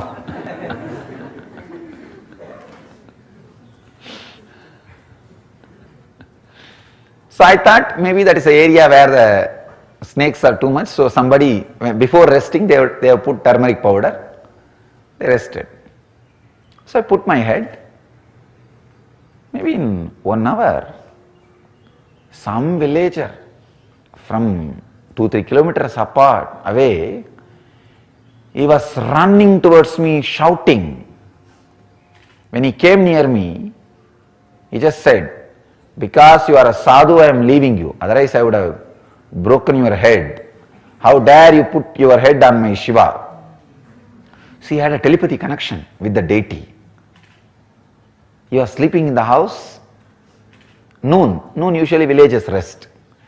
See, morning they work before the sunrise, like around 5 o'clock to 8 o'clock, 9 o'clock they work in their field. Then once it becomes very hot, especially Madhya Pradesh, too hot. They rest in the noon time, evening again they come back and work in the field till maybe maybe around 4 o'clock they will start until 7 o'clock, till it becomes completely dark. They will. So this guy was sleeping in his house and he ran and came. And he said, I saw in my dream somebody is disrespecting my deity, my Shiva. So anyhow, you are a sadhu, I am leaving you. Don't do this anymore. I really felt bad that I abused somebody's deity. So I apologized to him, but I was so happy that somebody could have empathy connect just with a stone. When you worship as a deity, he is so strong with his feeling connection, he was able to just connect with the deity, just with the trust. So I apologized, then I moved. There was a small temple in that village. I stayed in the temple, and I was talking about this incident to few people. Some foreigner came to that village like as a tourist. His guide, who can speak little English and little Hindi, English or Hindi, that guy was taking around that foreigner, and he wanted to show that foreigner some Indian sadhu. So he brought that foreigner to me, and he was telling him about Indian sadhus, few things. Then I also tried. Those days I can't speak fluent English. I can manage, but not fluently. Neither Hindi nor English, but somehow I managed my wandering. But broken Hindi words are enough. For sadhu, you don't need to speak much. Now in North India, they will give you food and they will take care of you, and great people. It's a very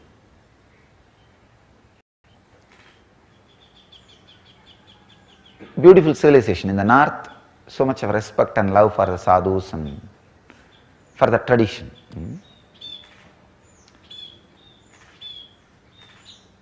So I was explaining that like this happened. I put my head on the deity, and that guy came running. He had a telepathy experience with the deity, that he felt like he should protect it, that somebody is abusing it. Then he came running. I apologized. I told the whole story.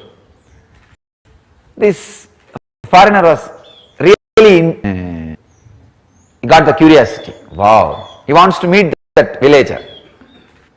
So anyhow, this local guide said, I will get that villager, don't worry, because I described how that villager looks. Then this guide took that westerner to that villager. I also wanted to see the fun. I went there. I also went. And during the conversation, that westerner, he asked that villager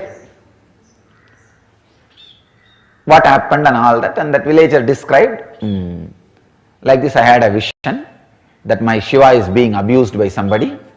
I ran and I saw this sadhu was putting his head on that Shiva, and I drove him out.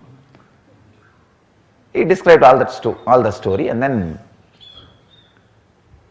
that foreigner asked, that westerner asked, how did you feel this? How can this happen? He said, no, I feel it is Shiva for me, and so through this deity, Shiva responds to me. That foreigner, I don't know whether he wants to test that villager or really offered. He said, if I give money, will you give this? I'll give you $5,000. Means now 2.5 lakh. I don't know at that time what value. At least few lakh. Few lakh is not a small money. The villager, maybe his whole property will be only that much worthy. Whatever property he has, his house or little land, whatever he has, the whole thing will be only that $5,000 worth. And I thought really that villager is going to jump on that foreigner and finish him off.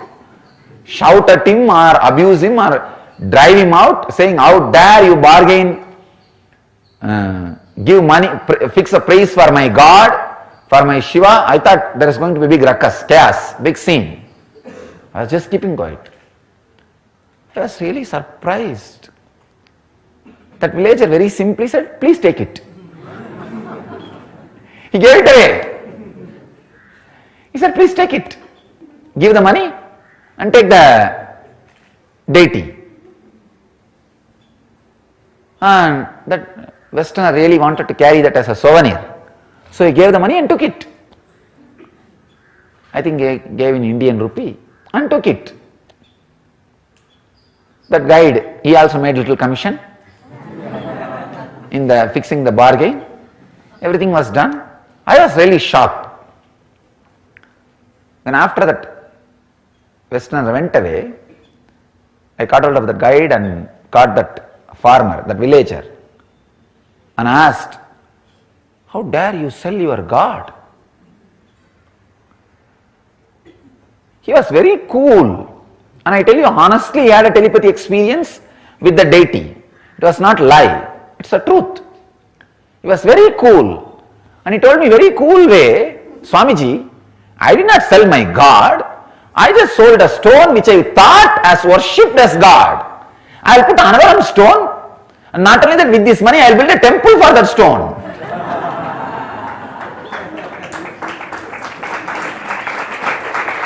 See, and he was very clear, I will put another stone and do prana pratishtha.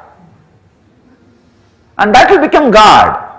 Now I did two things. One, satisfied a Westerner and inspiring him in the tradition. You see, he will carry this, it will be a God for him. So in a way I am responsible for spreading Vedic tradition to one person. True. See, he said, naturally he is going to carry it and worship. And I know the science of doing prana pratishtha. I will put another stone and worship it as a God. And this new stone is going to do the same work for me which the old stone was doing. The next research, the scientist and researcher Greg Braden gives evidences on how emotions change our DNA. Number one, in case of gratitude, love and appreciation, DNA responded by relaxing and length become longer. Just simple, feeling love. Understand that every day, morning 1 hour when you do Guru Puja, your DNA is relaxed and length becomes longer. Because you are in the mood of gratitude, love and appreciation. 1 hour, DNA becoming longer is too much to live at least 130 years. I am telling you. 1 hour is too much. I tell you, even 21 minutes. 21 minutes of love and appreciation, feeling. That's one cycle. See, one cycle per day. If you keep anything alive, that is more than enough to keep you whole day in that experience. It's like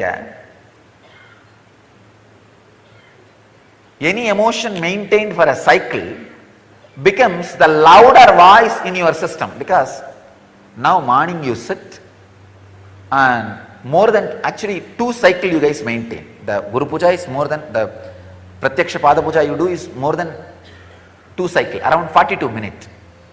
So 2 cycles you are doing. In the 2 cycles, 1 cycle give it as a discount. Some moment maybe you are looking at the flower or looking at the mantra, or 1 or 2 moments you miss, leave it, it's okay.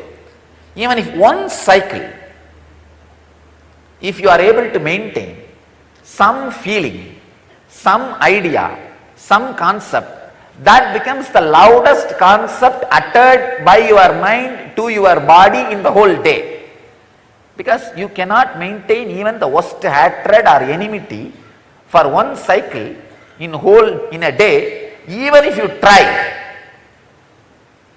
Or you may have to sit and visualize, see that fellow's picture, remember that incident again and again. Anyhow, you are not going to do that every day. And you won't be able to.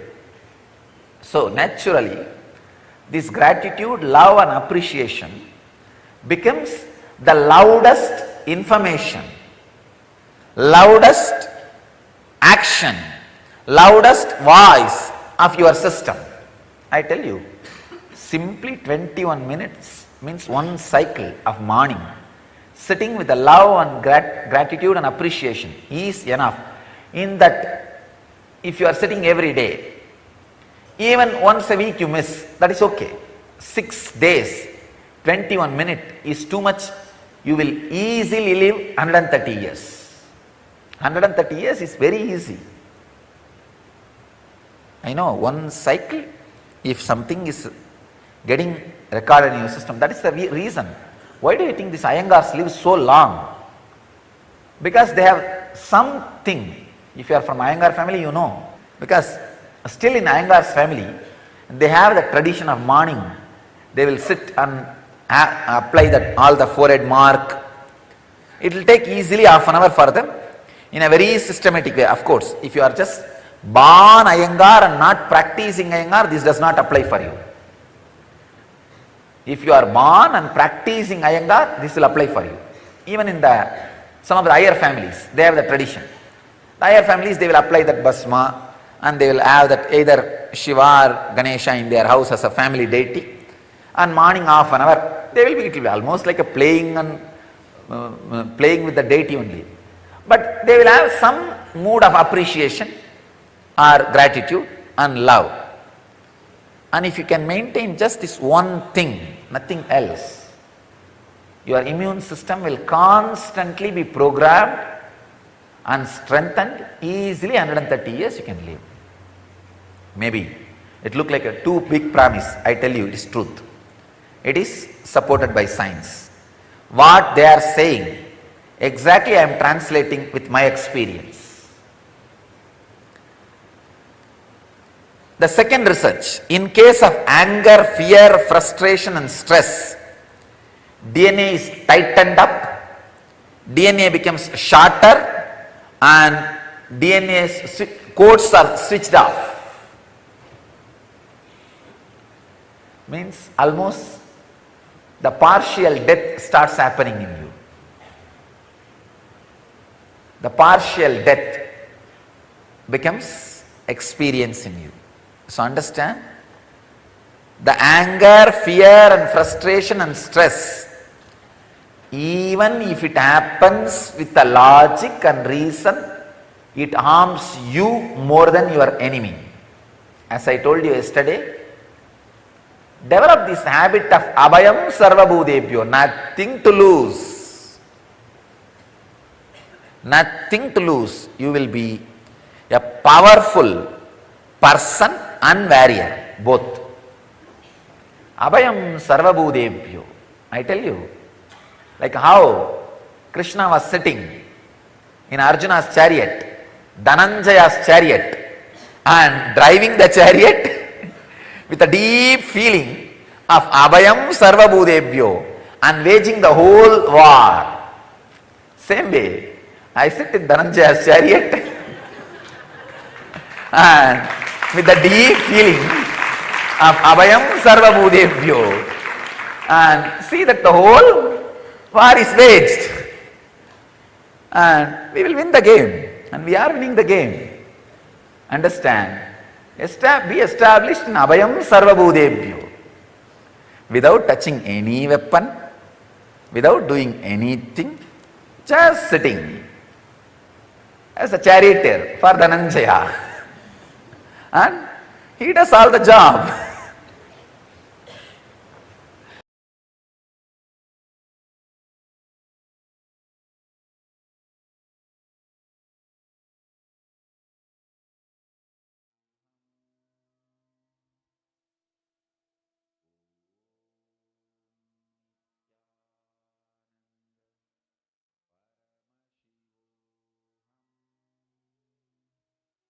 Pain, suffering, anger, jealousy, hatred, all these emotions have a physical impact in your body.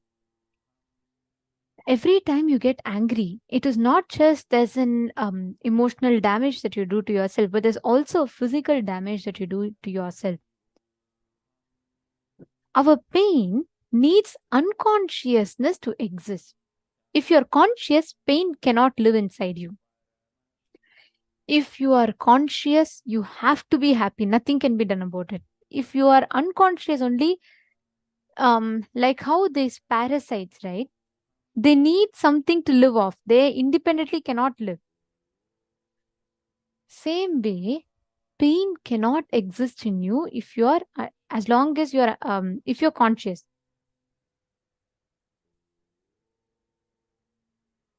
And understand, each and every one of you that are sitting here,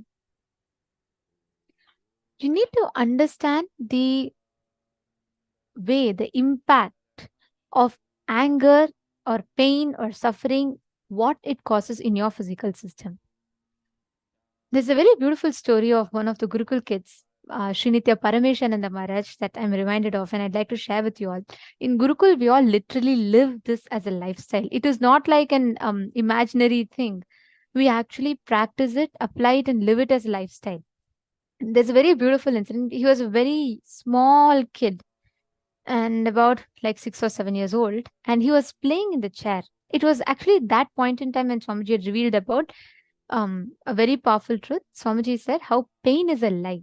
There's no such thing as pain or suffering that exists. Pain is a lie. Swamiji had revealed this beautiful truth, and Swamiji had guided us all about it. At that point in time, in Gurukul, we all always repeat Swamiji's teachings. Our conversations are the principles that Swamiji has revealed. That's one of the most beautiful things. So this kid has been repeating it continuously, and he imbibed it. And once he was playing in the chair, right? And the chair slipped. So what happened was he just fell on his hands straight to the ground. And because of that pressure, the hand literally just, the whole elbow, the joint got dislocated.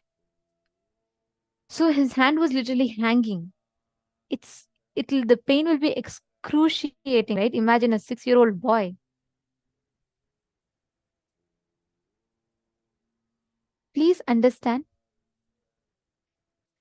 he had absolutely no pain at all.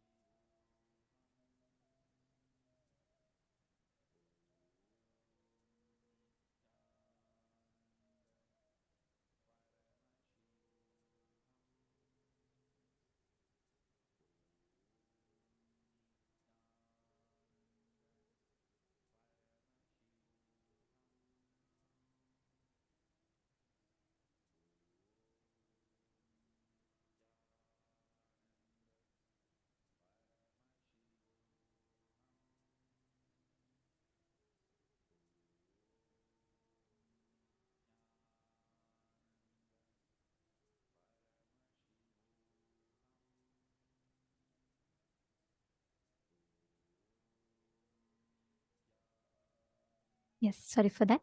Okay, so basically when this kid fell, a typical 6-year-old child which falls will have so much of pain, he'll be crying, all of that, right? Do you know what he did? He just got up from the chair and he picked up his hand, and I mean, like, he was supporting his hand, and he walked to his mom and he said, "Mom, I feel my hand is disconnected." His mom was shaken. She was like literally shocked to see. And this kid has 0 tears. And she's trying to see, like, there should be some pain, something. He had absolutely nothing. No pain, no tears, nothing in his eyes. And then he goes to his mom and he says that this is what happened. She immediately took him, rushed to Swamiji. And Swamiji asked, do you have pain? He said, no, Swamiji, pain is a lie. And so beautifully, Swamiji said, his consciousness had just imbibed the truth so powerfully. As much as we believe when we fall, we need to get hurt. Instead, his system believes even if you fall or there's no such thing as pain. And Swamiji just healed him. And it happened so beautifully that 1 week later, for the testimonial, when the interviewer asked him, which hand did you have the pain in or the fracture in, he showed the wrong hand, meaning he even forgot which hand he had the fracture in. That is the kind of completion he had with his body. See, it is not that he didn't attend to his body. He knew something was wrong with his body, but there was no suffering associated with it. The pain, anger, all these emotions has a physical impact on your system. That is why Swamiji says pain drains your brain. The pain or suffering you carry has a physical impact in you.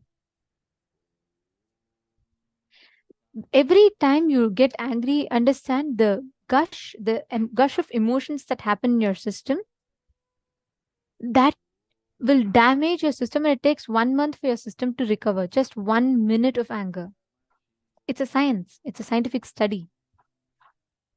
Science calls it the amygdala hijack. What happens when there's fear, survival instinct, or anger, which also comes from fear. Same way, your cognitions have a tremendous impact in your system. I'll share another story with you all. This is my personal experience. Many of you might have heard it before, but for those of you who don't know, I joined Gurukul when I was about 11 or 12 years old. And before joining Gurukul, I used to bunk schools left, right, and center. Whenever I felt like I don't want to go, I'll just create some other problem. I'll just say, I have a stomach pain, I have this pain, that pain. And actually, I used to manifest it. I used to literally manifest some or the other simple sickness. Suddenly I'll just throw because of some food or something like that. I used to keep getting. And I used to keep frequently visiting the doctors. Okay. I used to always go to the doctors and come back very, very regularly. And what happened was, as soon as I joined Gurukul, firstly, the one thing I never used to like from young age is waking up early in the morning. And I used to wake up as the last person in the house. And I was always late, and that used to happen. But after I joined Gurukul, right, first day we had to wake up at 4 a.m. in the morning, have a cold water bath. It was just the complete opposite of what all I like. So it was like, oh my God. Of course, there's like so much context behind it and all that. I understood that I wanted to do, but I was like, there's so much of resistance in me to do that. So I had such a strong decision in me. I don't want to go for yoga at 4 a.m. in the morning. That next day, I actually developed fever, like high fever. I had 102, 103, something like it was extremely high.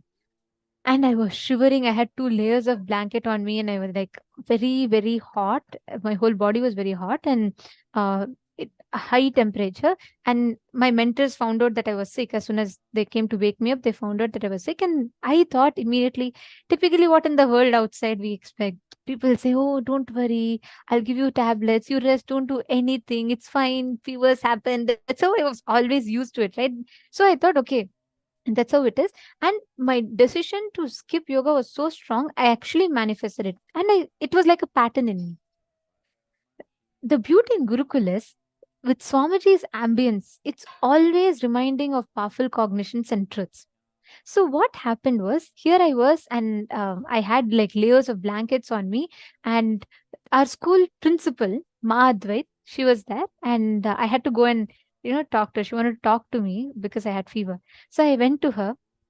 I thought, okay, she'll tell me, it's okay, don't worry. Even if you don't come for yoga, it's fine. You just take tablets and rest. That's what I expected the conversation to be. But it was completely different. The moment I went to her, the first thing she said, look, I know you don't like to go for yoga. You don't like this. Let us address that separately. That's fine. Let's keep it aside. But tell me, how can fever enter your body without your conscious permission. Why did you give permission for fever to enter into your body? I mean, I have never heard anyone ask that question. Like, I have never ever heard such a conversation ever. So when someone looked at me and asked, it completely, I was shocked. I mean, like, I was surprised. Oh, fever, I am allowing the fever to come into my body. I always believed my body was weak and I can fall sick very easily. But here was someone who said, how can I give permission for fever to enter into my body? Then she beautifully went on to explain. She said, you as consciousness, like you're powerful, you own your body. How can some virus, some bacteria, or something from the outside enter into your body without permission? That means you are giving power over to something else other than you, your consciousness. Then she asked, as Swamiji's daughter, how can you have fever? You should tell your body, no, my body cannot fall sick. That is how you should be. It was, even now as I share, I still like click with it so much. It was such a powerful truth. It just struck me so hard. I was like, oh my God.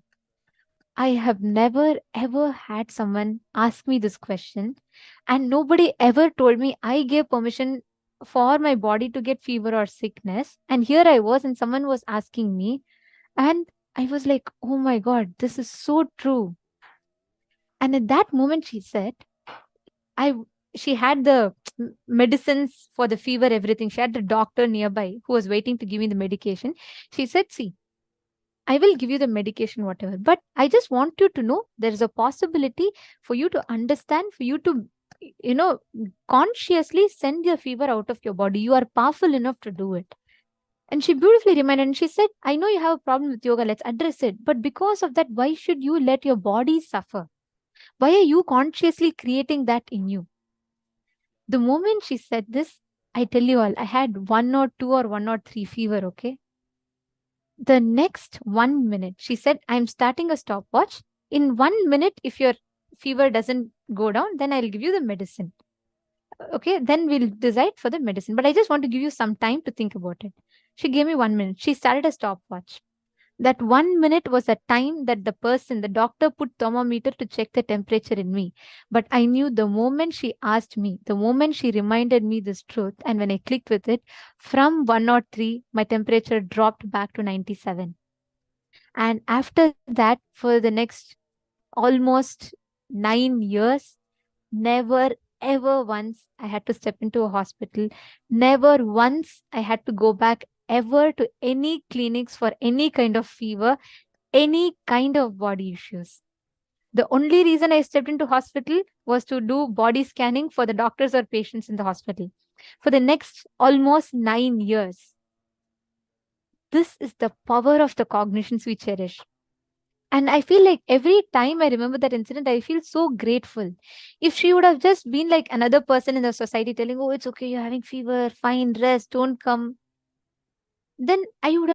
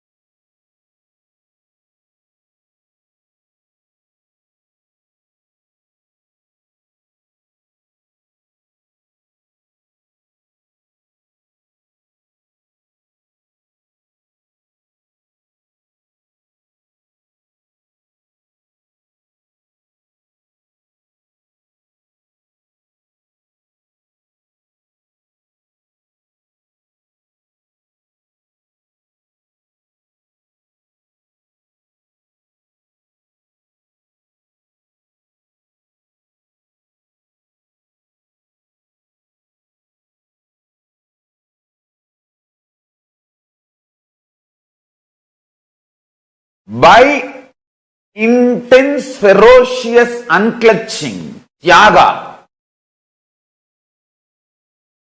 If you decide to remove the interferences and inferences, comes on your Atma Tattva, that tyaga manifests as superpower in your being. Atma Tattva in you, conscious principle in you, Chit Shakti in you, conscioushood in you, consciousness in you, conscious element in you. All these words denote the same. Conscious element in you is not only beyond these five principles called earth element, earth element, water element, fire element, air element, space element. This Atma Tattva, conscious principle, empowers, gives life to all these five. Listen carefully. If you use unclutching, completion and tyaga to stop all the interferences and inferences of earth, water, fire, air, space elements on your Atma Tattva, on your conscious principle, you will manifest powers immediately. Listen. Pratyagatma Chaitanya Jakratam, individual conscious principle awakening, is not exclusive right for anyone. It is even for animals. It is granted. Understand? I tell you, the essence of what I am trying to convey.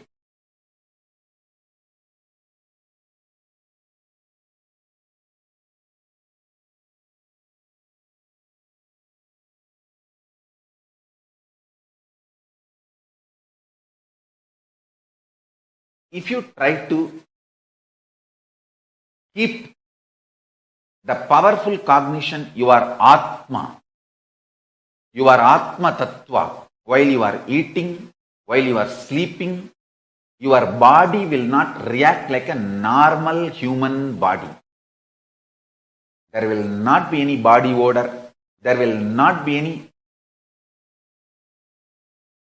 The hangover of sleep, the effect of sleep on you.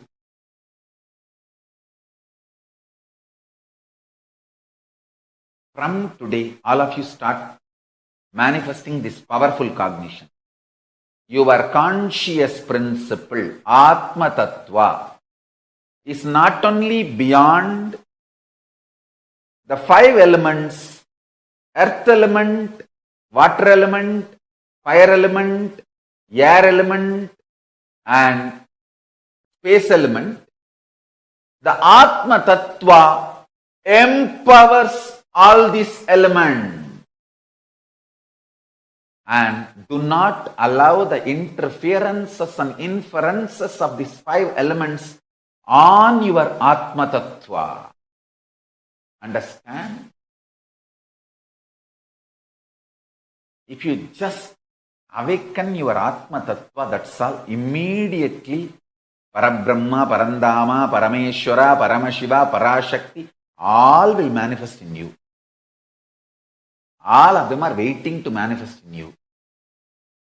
You just need to say yes.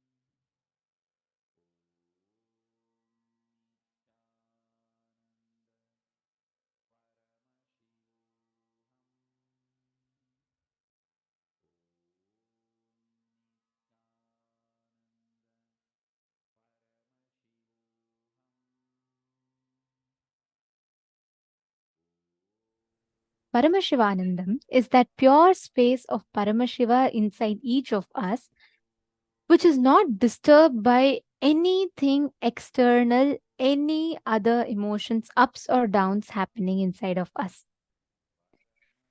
And that is what Paramashivanandam represents.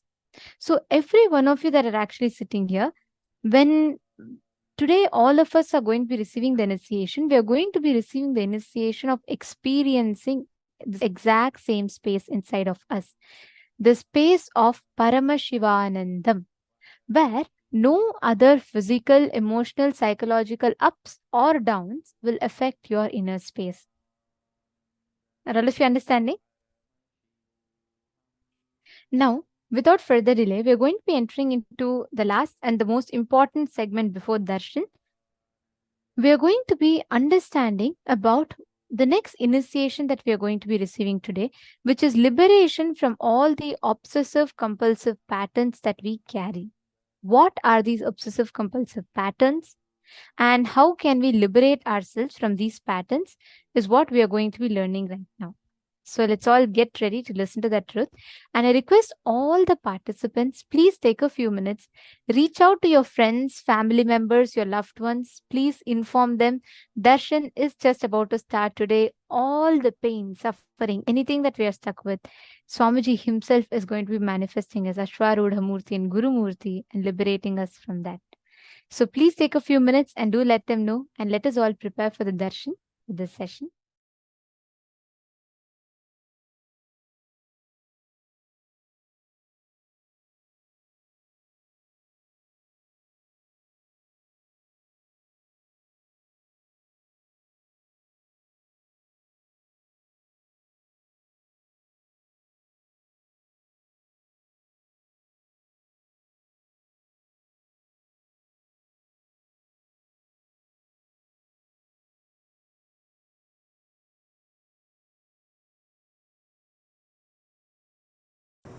If you see a snake and become powerless, shaken, it is fear. If you are thinking any time snake may come, anywhere, and what will happen to you? It is phobia. I can give you one more example for phobia. Even the iPad screen or the cell phone screen, touch screen, if there is a snake photo, you will not touch. You will not put your finger near the mouth. How many of you have this? That is phobia. Understand, that is not fear. It's not going to come out of the iPad and hit you. Listen.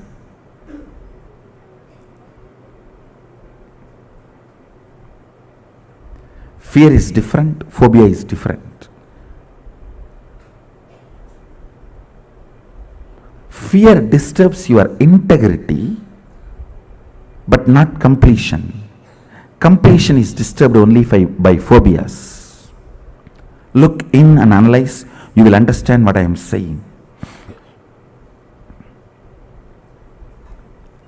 I'll expand on fears more. Listen. For example, fear of death. You always feel, I can handle when it comes. When it comes, you may not be able to handle. That will only disturb your integrity. Means where you respond, where you react. But inner space, you always come to terms with all the possible actual fears. It is law of your inner space. Whatever understanding your inner space has, if you are able to make it, live it in reality, that is called integrity. Listen. In the inner space, you may feel, I know, I can face it when it comes. And when it comes, if you are able to face it, it is integrity. If you have confidence only inside and you are not able to face it, when it actually comes, it is only completion, not integrity. Listen. I am analyzing deeper and deeper and taking you to the deeper and deeper level of completion. And I want everyone to watch this session, today's session, before coming to Inner Awakening or Suddhadvaitam, as an introduction to completion and integrity. Listen. Anything which disturbs your completion is compulsive thought current. Anything which disturbs your integrity is compulsive behavior pattern. Compulsive thought currents need to be completed first. How to? All of you know. There is a clear completion method, completion technique and technology available. Pick it up and practice. Take this as this week homework. All the compulsive thought currents you have, bring completion to it. And all the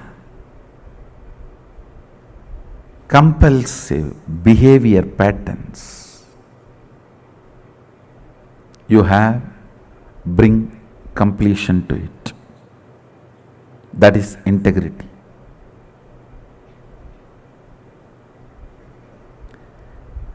It can be as simple as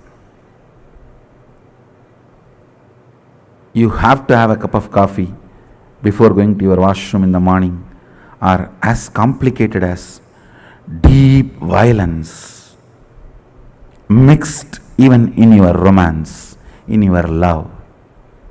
Look in. That is the most complicated, compulsive thought current.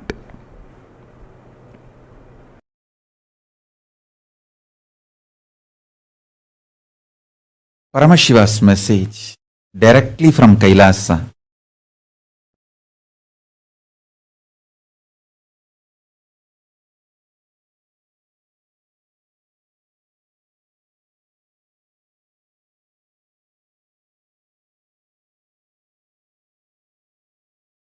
Liberating yourself from obsessive, compulsive, reactionary pattern and its suffocation is liberating yourself from delusion. Listen.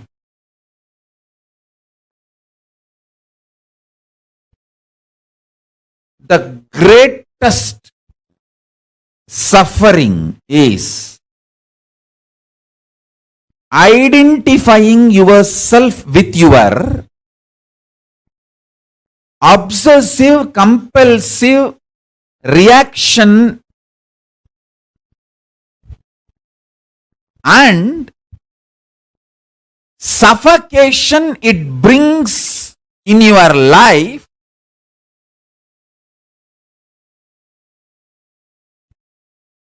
as you. I'll repeat.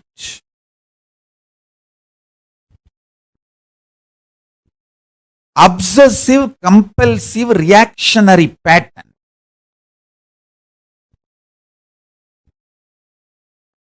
You identify yourself with that pattern and not only you identify yourself with that pattern, all the suffocation that pattern brings, you start blaming everyone other than you. That is, I tell you, this is the worst delusion in the life.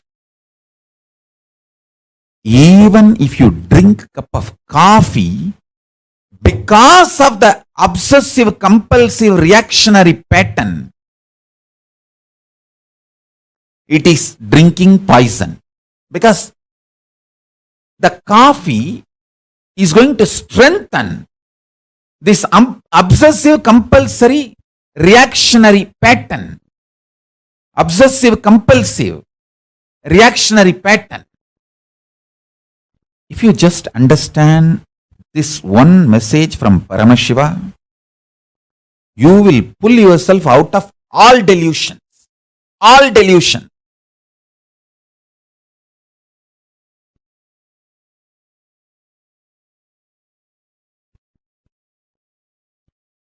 This obsessive, compulsive, reactionary pattern, you strongly feeling that pattern is you, and all the suffocation comes with that pattern, you start blaming everyone around you, saying that they are all suffocating me, instead of looking inside and solving it. If I have to give a rough equivalent for the word trobhava, delusion, I will give this word only. Obsessive, compulsory, reactionary pattern, associating, identifying yourself with that pattern, and suffocating yourself and blaming everyone. Oh, this person made me to believe this pattern. This person is suffocating me. This person put the pattern in me. This person is torturing me. You blame everyone around the world other than taking the responsibility and completing and getting out of it. And I have also seen people waste their time, money, treasure, the life, talent, everything in stupid sicknesses. Actually, there won't be sickness. It is just obsessive, compulsive, reactionary pattern becomes so deep in their system, even they started lying to themselves. They lie to themselves so strongly, they manifest, they create diseases inside. Actually, there is no disease outside. But if you tell them, they won't listen. Actually, they don't have any disease. But if you tell them, they won't listen. So I will also tell, okay, give medical care, do whatever they want. Only when they realize the Guru Vak, they will get out of the disease.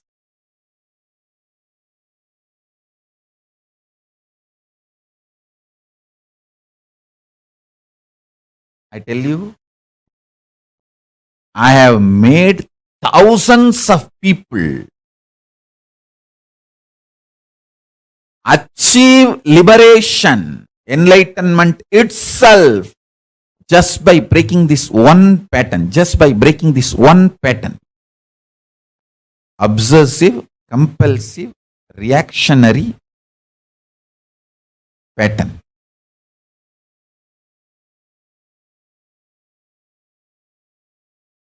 Now listen deeply.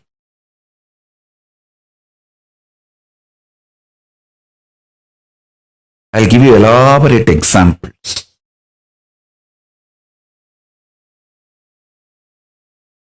Whole Hinduism is focused on human beings experiencing conscious sovereignty. Listen. Fundamentally, mind binds you, chains you through patterns, obsessive, compulsive, reactionary behavior patterns, many other bondages, illusions, delusions. Mind binds you, chains you. It takes away the conscious sovereignty of the human being, and it takes away the best way the human beings can exist naturally, dharmically.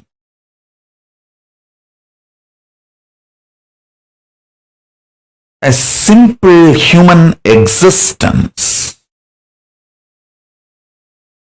And the best things that simple human conscious existence can manifest, everything is hijacked, taken away, chained, bound by mind. And when you start manifesting ferociousness and break the patterns, manifest powers, your mind is transformed into supermind. Understand? If needed, everything else can be given away just for conscious sovereignty. Conscious sovereignty is worthy of everything. Let me explain conscious sovereignty. Conscious sovereignty means I know I am consciousness. I manifested this body, this life, and I am going to be working on exhausting any bondage, chains put on me in the form of obsessive, compulsive behavior patterns, reactionary patterns, any other bondage put on me, I will exhaust those karmas and break from those bondages. I will be ferocious and break those patterns and liberate myself, manifest powers, and reclaim my conscious sovereignty. This is my life. How many ever births I take, I know this is my life. Having this clarity, and whether you are facing a headache or headache giver or worst thing you think in your life. For some people, poverty is the worst thing. They're ready to die, but they don't want to live in poverty. For some people, death is the worst thing. They are ready to go through anything, but they don't want death. For some people, loneliness is the worst thing. They are ready to go through anything, but they don't want loneliness. Listen.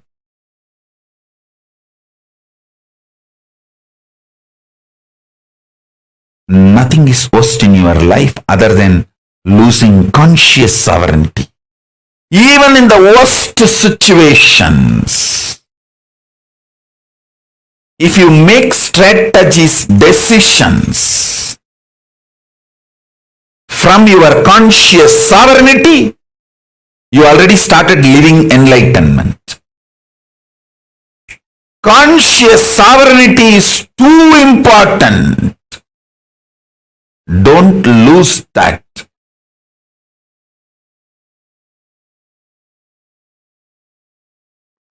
Invoke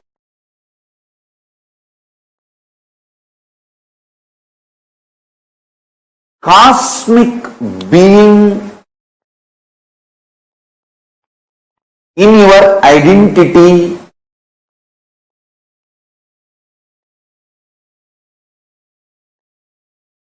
You can invoke Ganesha or Subramanya, Shiva, Devi, Vishnu, Surya, any one of the cosmic being, Guru. Listen, invoke cosmic being in your identity. You will manifest such extraordinary energy and higher life. Understand? Fundamentally, Hinduism is science of invoking cosmic beings in you. That is why before even you start developing the primal OCD, obsessive compulsive disorder, understand? The primal OCD, obsessive compulsive disorder, you start developing before the age of 7. What I call as root pattern. Being driven by fear and greed.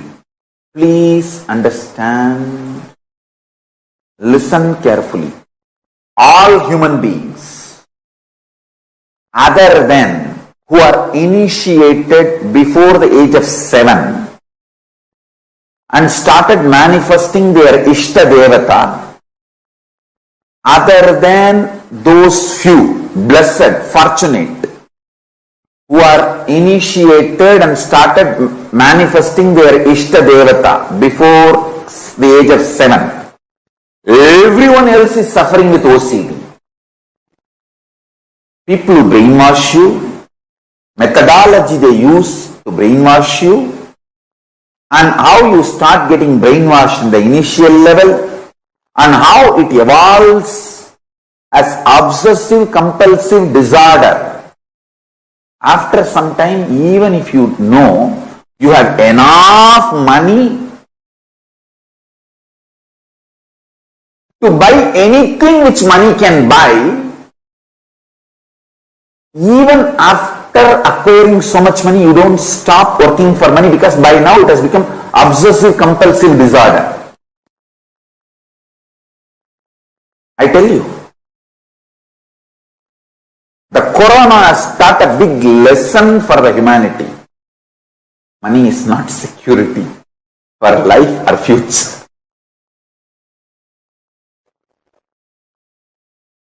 I wanted to tell every human being, consciousness, rich consciousness is the most powerful security. If you can manifest a power, if you can just live blissfully in an unclutched way, if you can just radiate consciousness within you and the people around you, that is the most powerful, important security. First thing, get initiated and start manifesting the cosmic being in your identity. Understand, Paramashiva exists.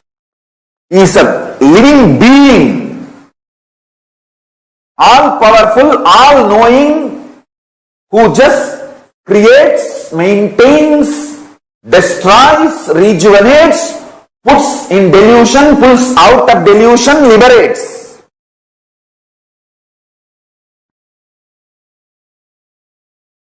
Who plays with these tattvas and principles is a living being,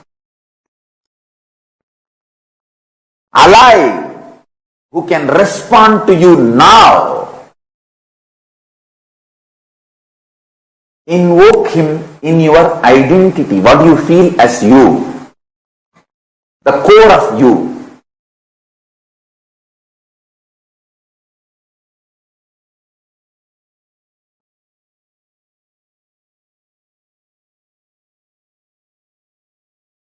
Listen.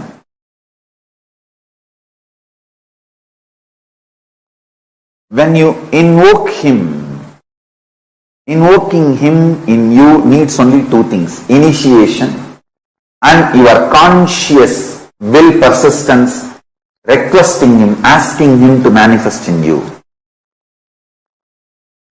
Invoke him. See, when you invoke him, the fear-based, obsessive, compulsive disorders become irrelevant. Listen carefully. I am not saying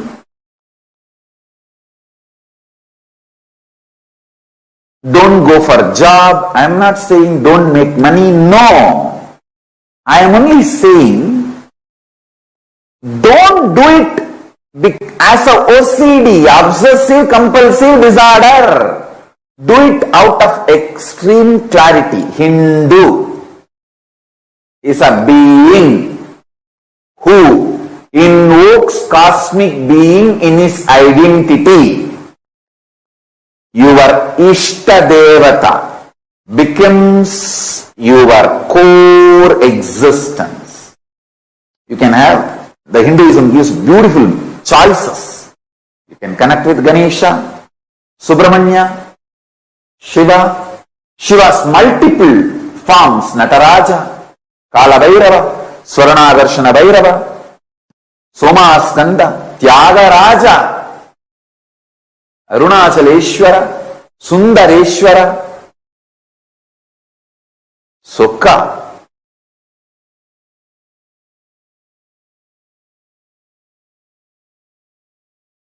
Different forms of Paramashiva, Dakshinamurti, Veerabhadra. Different forms you can connect. Parashakti, Vishnu, Krishna, Rama, Hanuman, Surya. You can choose your Ishta Devata in Hindu tradition. Understand? Invoke the Ishta Devata in your identity. Morning when you wake up, your waking up should not be obsessive compulsive disorder, OCD. No.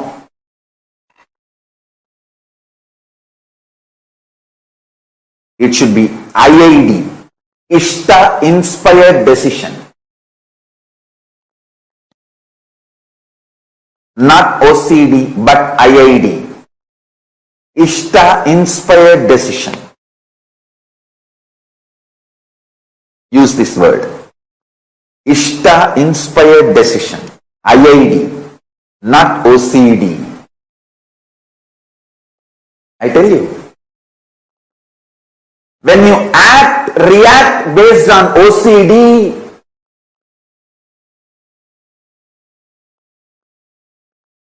you feel stuck, suffocated.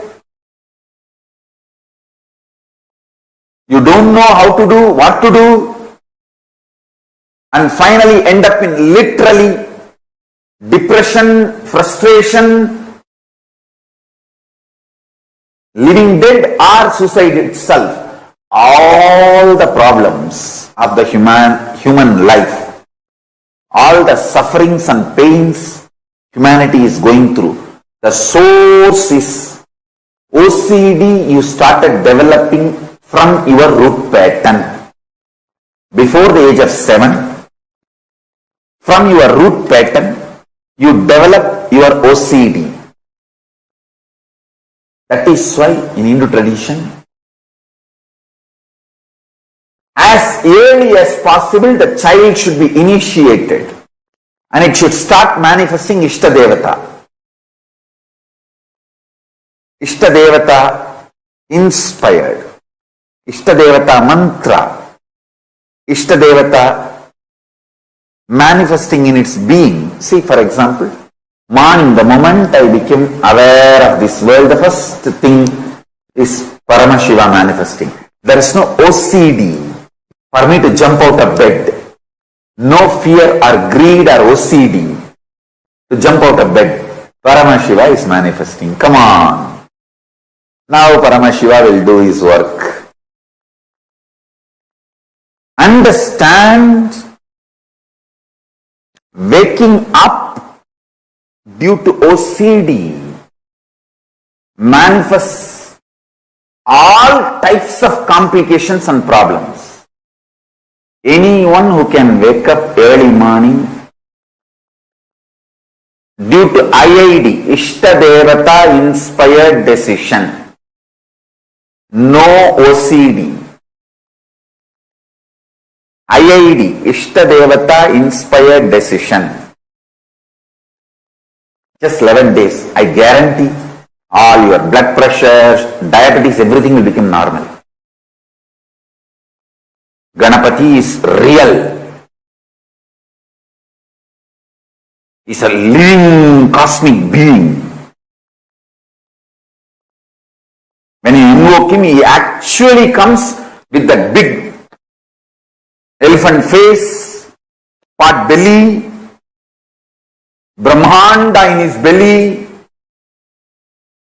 and asks, "Oh my son, what do you want? Oh my dear, what do you want? Why you invoked me?"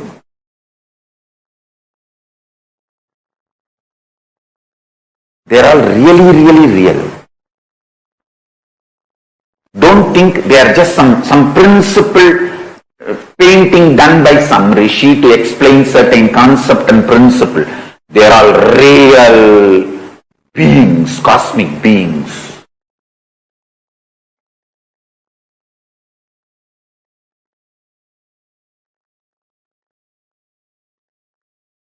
One advantage my disciples have, see, all my disciples who feel, hey, Swamiji will not lie to me and he will only tell the truth to me.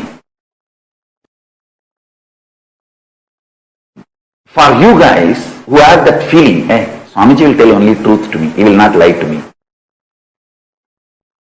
The biggest advantage you have is your being immediately connects with that consciousness, with that beings. Your identity opens with them because your identity is convinced that Swamiji told Ganesha is real, he is real. Swamiji told Kalabhairava is real, he is real. Swamiji told Paramashiva is real, he is real. That is the way actually initiation happens.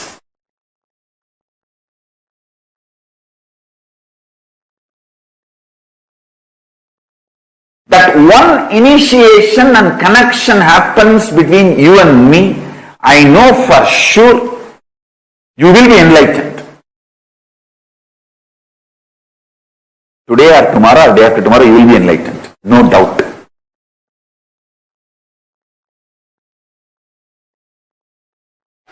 All your lifestyle can be moved away from OCD to IID. I tell you,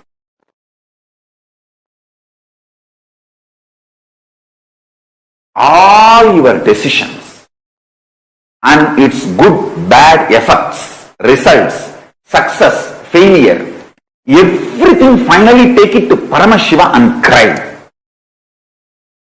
Want to express your frustration, express it to him. Want to express your love, express it to him. Want to show your gratitude, show it to him. Want to fight, fight with him. Do everything with your Ishtadevata. It can be Ganapati, it can be Shiva, it can be Muruga, it can be your Guru.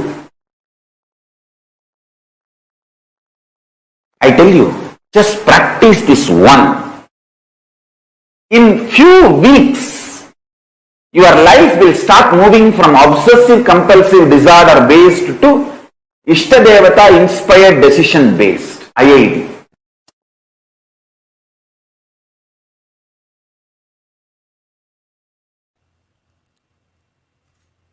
Ferociously, not softly, not politely, not mildly, but ferociously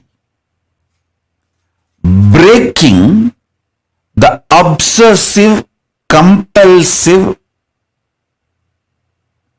reactionary patterns is power manifestation. Paramashiva's powers manifest to beings who powerfully, ferociously break obsessive, compulsive, reactionary patterns. Even once you behave with your obsessive, compulsive, reactionary pattern ferociously and break one pattern and manifest powers, the kind of the courage you will feel, you will straight walk towards enlightenment. Because after that, every obstruction, every barricade, every stopping will look very funny. All your patterns, obsessive, compulsive, reactionary patterns, are not worthy. Life, Paramashiva's powers are only worthy to manifest, celebrate, enjoy. Listen carefully. Listen intensely.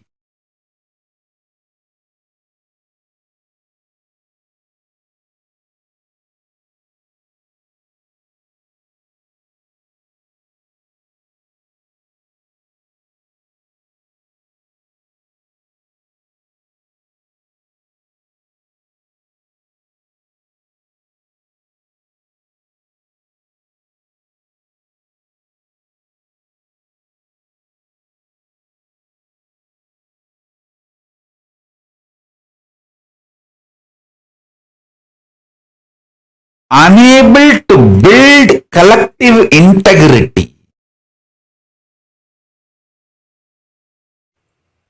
is just because of your obsessive, compulsive, reactionary pattern.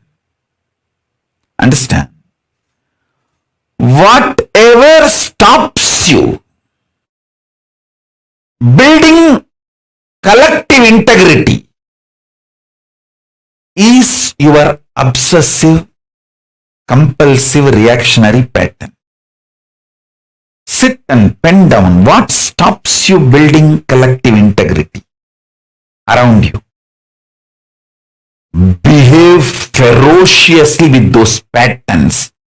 You usually behave ferociously with the people, not with the patterns.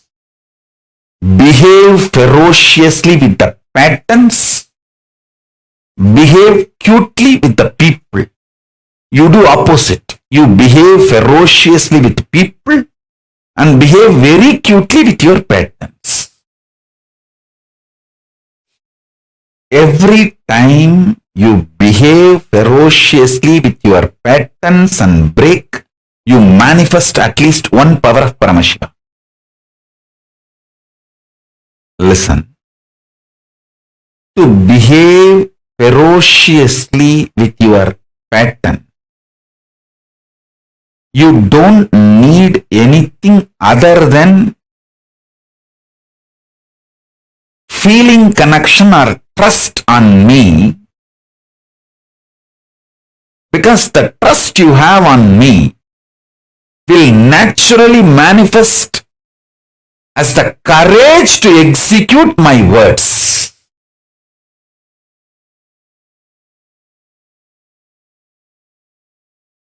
That is the way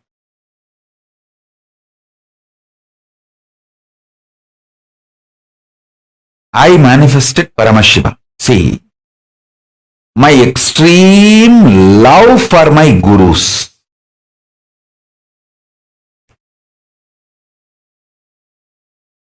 my extreme love for my gurus.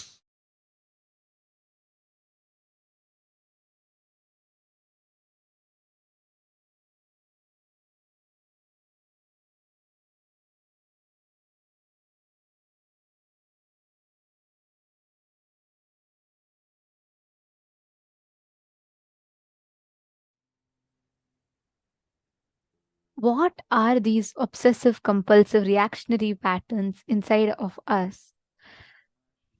Every one of us carry these OCDs, which stops us from experiencing the collective integrity.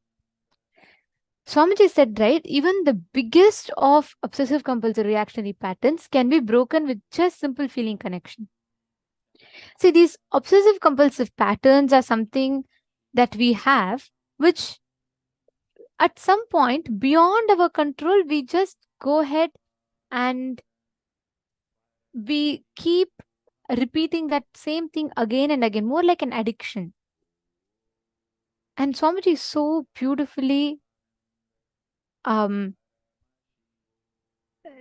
explain the whole thing to us, how we can liberate ourselves from these OCDs and instead replace them with IIDs, Ishta inspired decisions.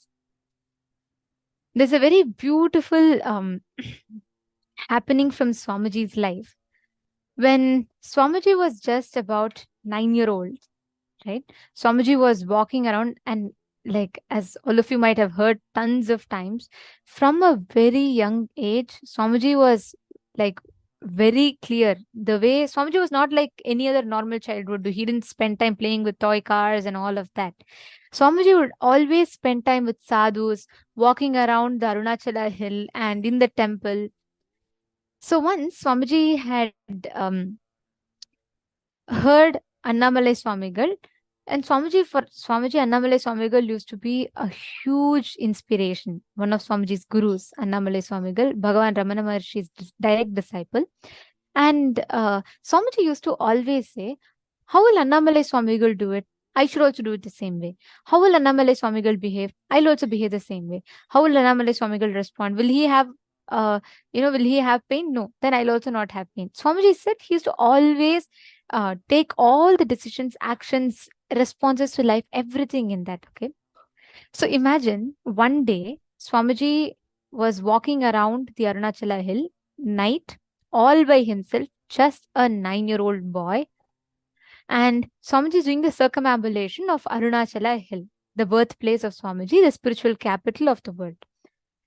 So when Swamiji was walking around the Arunachala hill, it happens to be like late in the night, dark night, and Swamiji is walking all by himself. And on the way, Swamiji is having to cross a graveyard, right? It is raining quite heavily. And right in front of Swamiji is absolute like an abyss of darkness. There's nothing else other than darkness. And Swamiji was walking by himself, and this is in what, 1980s time, right? And in between, because of the rain, there were a pack of hyenas that were eating the dead bodies. Just, I can't even, even now, for me to visualize, to tell this, it terrifies me. But imagine just a 9-year-old boy, and he's walking all by himself, and Swamiji sees a pack of hyenas. And because of the rain, one dead body had washed up, and these hyenas were eating it. What would have happened to us? Probably we would have screamed, we would have been, just shocked in fear, we would have just frozen. We would have done like all sorts of things, right? Many of us just fainted and collapsed there. You know what Swamiji did? Very beautifully Swamiji describes. That moment, Swamiji saw the fear started bubbling in Swamiji. But even before body could process something called fear, Swamiji's integrity was so powerful. Swamiji didn't even get agitated or triggered. Like, means he didn't even react to the scene. Like, imagine such a scary scene. And there's like hyenas, and he's just a 9-year-old boy all by himself. You know what Swamiji did? Swamiji just looked straight and Swamiji asked to himself, how will Annamalai Swamigal behave? Will he have fear? No, he will not. Then I will also not have fear. And Swamiji beautifully says, it was such a strong decision in Swamiji. Swamiji, even before the body could process something called fear, the fear died down. And after that, Swamiji never had any kind of fear in his life ever. That moment, out of the blue, from somewhere, someone appeared with a stick and chased all the hyenas away.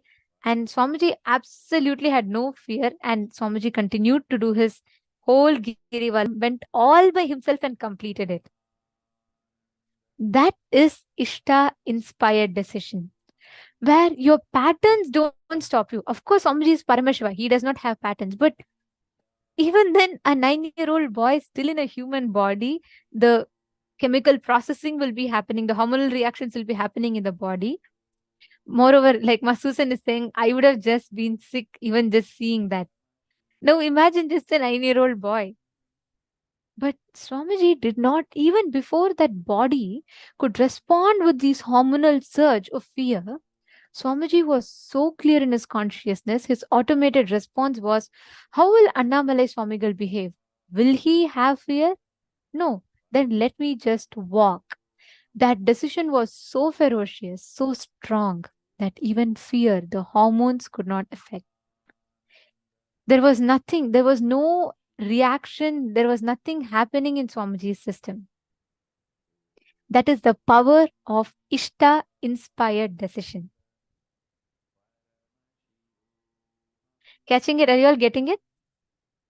Yes, so many of you are putting wow. Actually, this is one of my most favorites to Leelas of Swamiji, because the way Swamiji just shows by example, right?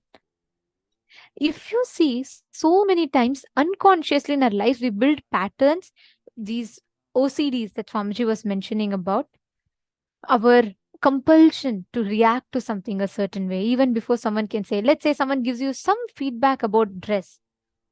Just that is enough. They would have just told you, this is nice and it can be more better, but even that can just trigger you off.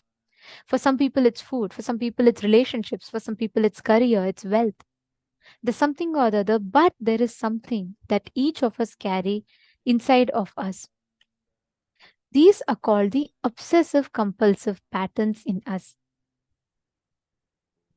And those OCDs sit inside of us. And like Swamiji was saying, they completely disconnect you from being able to experience life, from being able to manifest life as you want. How many of you are understanding it?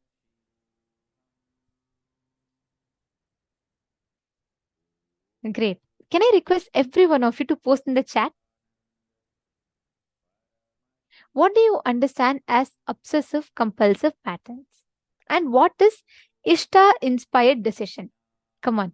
I request every one of you to type and post in the chat. Okay, Ma Prithvi Prasad is posting, Ma Elizabeth, Ma Susan. I request every one of you to type. What do you understand as OCDs, the obsessive compulsive reactionary patterns? And what do you understand as IID, Ishta-inspired decision?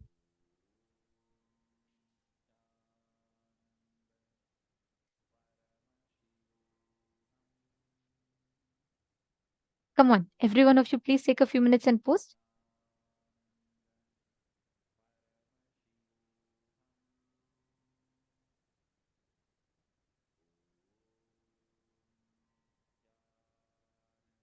Amit Popatkaraya, sorry, I'm just seeing your question. How to unlearn, you have asked about these cognitions.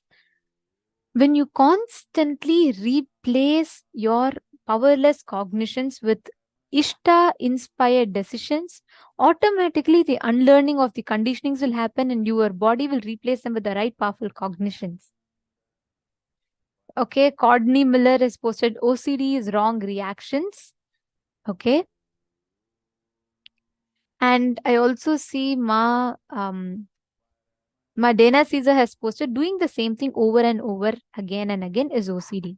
See, OCD is not just repeating it again and again. That is also OCD, but the most important factor there is it becomes an compulsion in you. It becomes an obsession and compulsion in you to react a certain way, which means beyond a certain point, it just becomes your automated response to react a certain way. It's not just you repeating. Many times we consciously create a certain patterns, certain practices. But OCDs is unconsciously, even without your conscious voluntary involvement, involuntarily these processes runs inside of you. For example, when you pick up the smoking for the first time, and let's say for the first time you had a very bad fight, a bitter fight, and you go and pick up this cigarette to smoke, then you build it as an OCD inside of you that every time you have a fight or that fit of rage engulfs your body, you're automatically reaching out to the smoke and you start smoking. All these are OCDs, obsessive compulsive patterns, which all happen involuntarily without your conscious involvement and they keep happening. All of these are OCDs. Now, I request all of you to please take a few minutes and look into your life, identify all the points, the different OCDs that you have developed, manifested in your life. Just take a few minutes.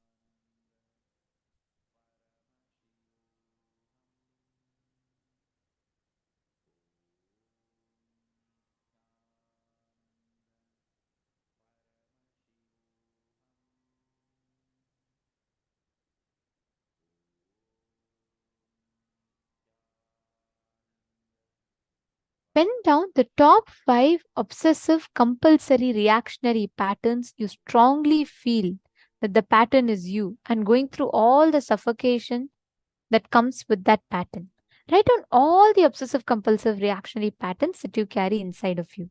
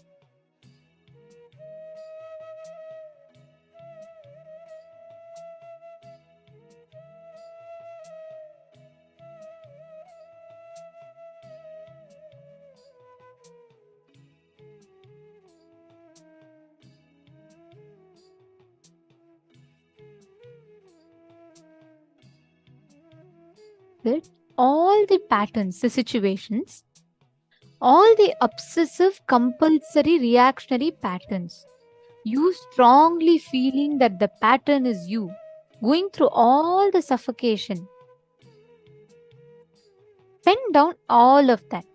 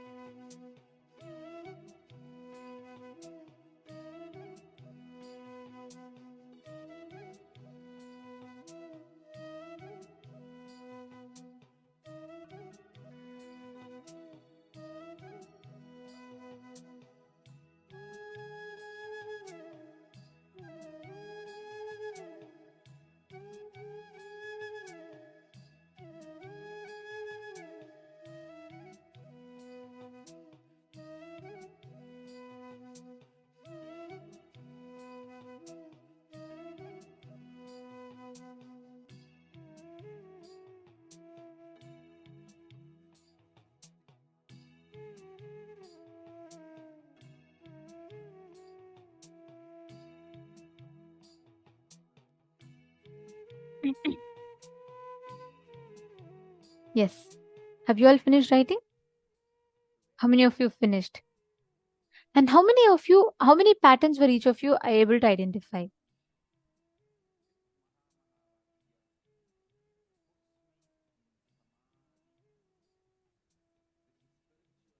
Okay, 5 patterns. Okay, Ma Jayanti has posted 5. The others? See, the most important component is you replacing them with the right powerful cognitions. It can even be as simple as you have to go have your cup of coffee, otherwise your whole day will go messy, cranky. That's again another OCD that you have created for yourself. You have to go and have your morning newspaper. You have to go and read your morning newspaper. Without that, you cannot run your day. That is again another OCD that you create for yourself.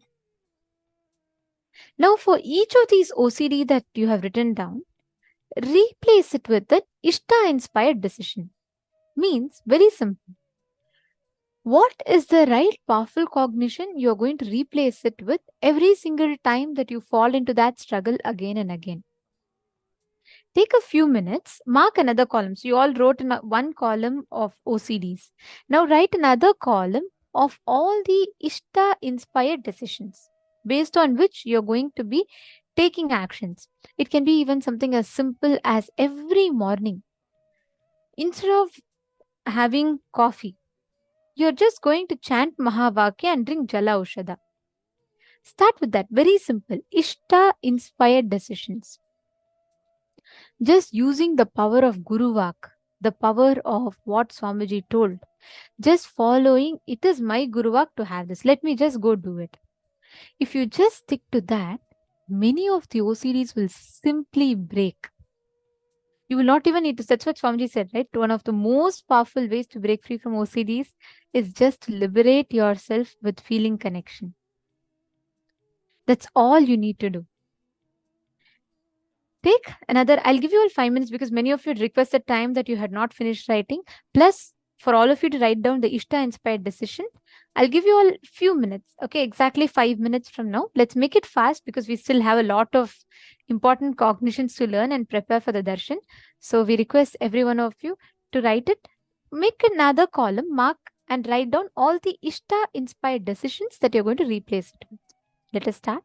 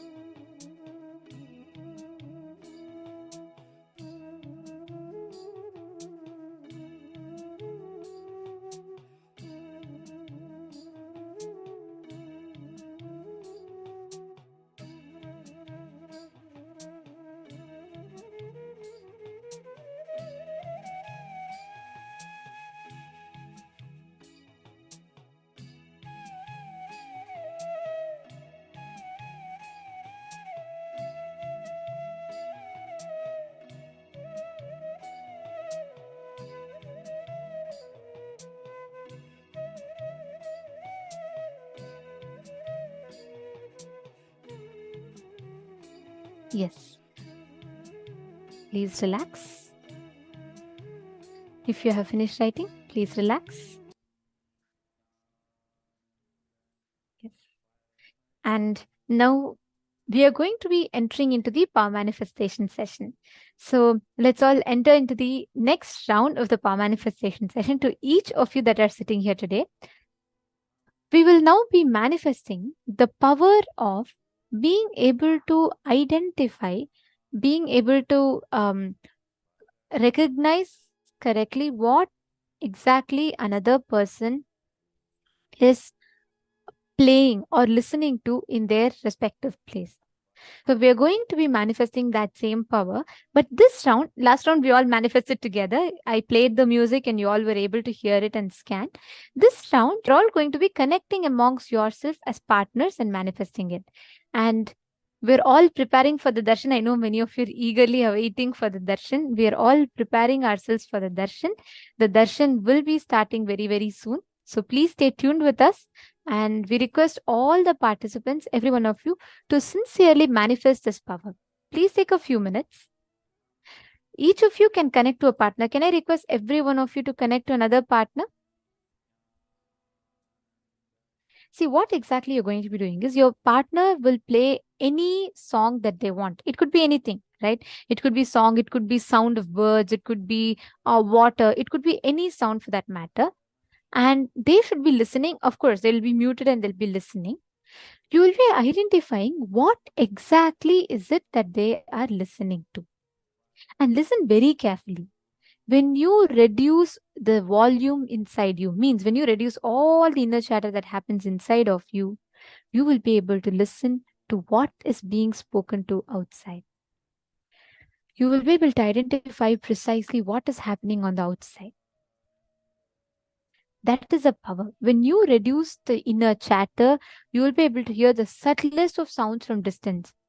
Even in a room with 100 people speaking, and you are on one end of the hall, your friend is on the other end of the hall, the external noises does not matter.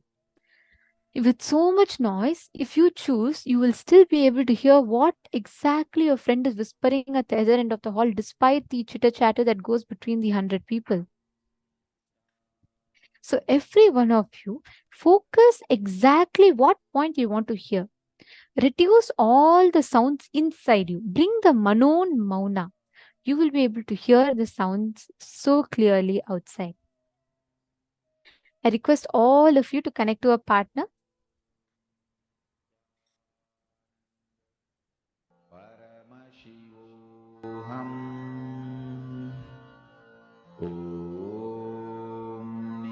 Nithyananda Paramashivoham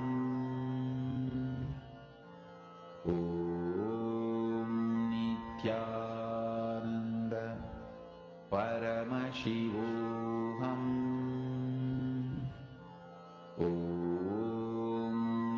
Nithyananda Paramashivoham Nithyananda Paramashivoham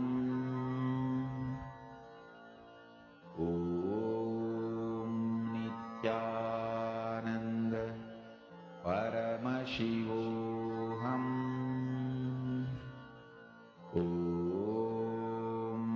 Nithyananda Paramashivoham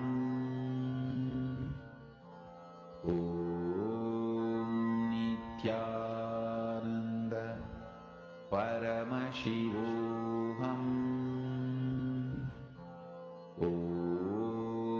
Nithyananda Paramashivoham Nithyananda Paramashivoham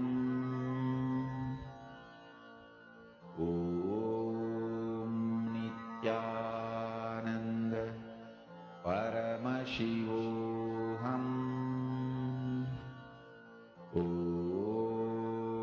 Nithyananda Paramashivoham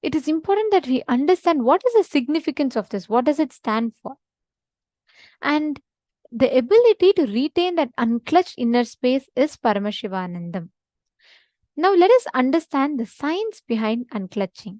Take a few minutes and listen to these beautiful revelations.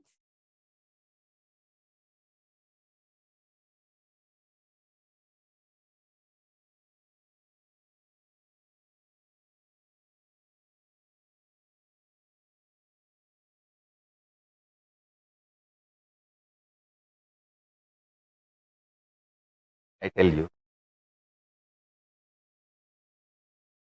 each of my gurus, they poured their life on me. The clarity with which I can grasp all the great spiritual principles and explain. That is because of my ability to unclutch, which is the pure gift from Annamalai Swamigal. It is just a simple gift from him. My ability to operate in Sahaja Samādhi, space of Paramashiva, gift from Isaki Swamigal.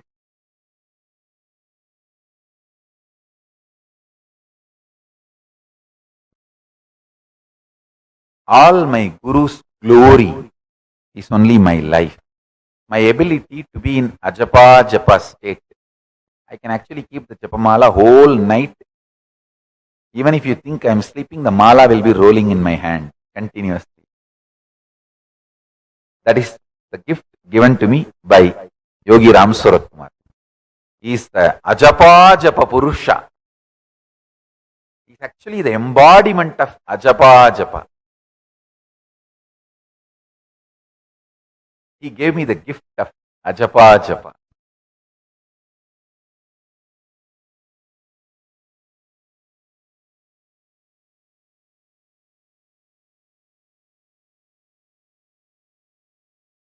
So, remember this very clearly.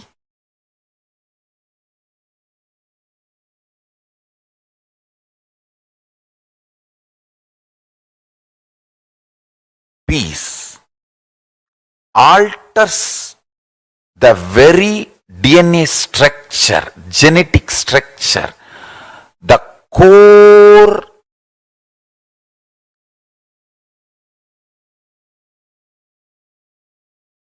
Anu Mahat structure. Understand? Anoraniyan Mahato Mahiyan. The consciousness in you is atom inside the atom, Mahat, more than Mahat. That Anoraniyan Mahato Mahiyan. That consciousness starts growing in you with more and more peace-based powerfulness developing in you. Nothing can be compared to unclutching. Spend more and more time, energy in unclutching. It will never be wasted. Time spent on unclutching is the most productive time for you in your life, because unclutching completely makes you altogether a different material. Understand? It makes your very biomemory, muscle memory, core structure, molecular structure, genetic structure, DNA structure, everything, all the 8 energy flow circuits, 7 energy flows, 1 the pure conscious explosion. So totally 8 energy flow circuits exist in you. All the 8 explodes when you unclutch. Understand? Unclutching is the space of Sri KAILASA.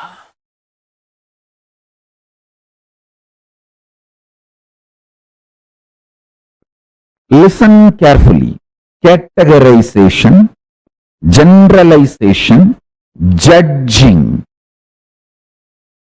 All this is taught to you as a science of life.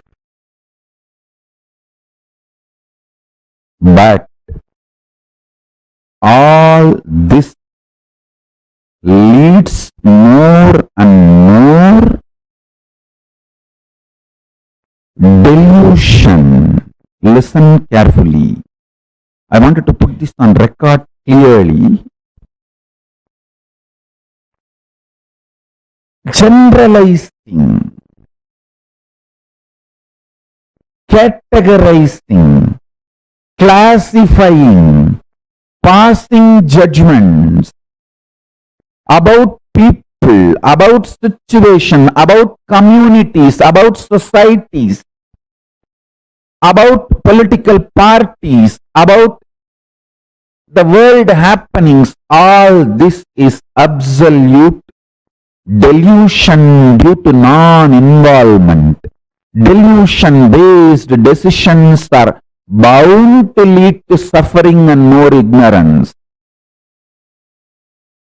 Life does not demand you to deal too much of information or too much of stress and the load and fear and insecurity. First, understand that your life needs only simple decisions from your Paramashanta Swarupa. For example, when you are thirsty, water bottle is there in front of you, just pick up the bottle and drink. If the water bottle is not there, get up, go to kitchen and get water and drink. That's all. Instead, you are being taught, when you are weak, when you are feeling tired, when you are thirsty, you may be dehydrated, you will not have enough strength in your biceps and muscles to pick up a glass and pick up the water and drink. Please start working out now. Take this protein powder, take this non-veg, take this, drink that blood, this muscles, this flesh, and build your body. So when you are thirsty, you can just get up and without any dehydration, difficulty, you can start drinking water. And to substantiate the statement we are making, we have thousands of studies, research has done on people.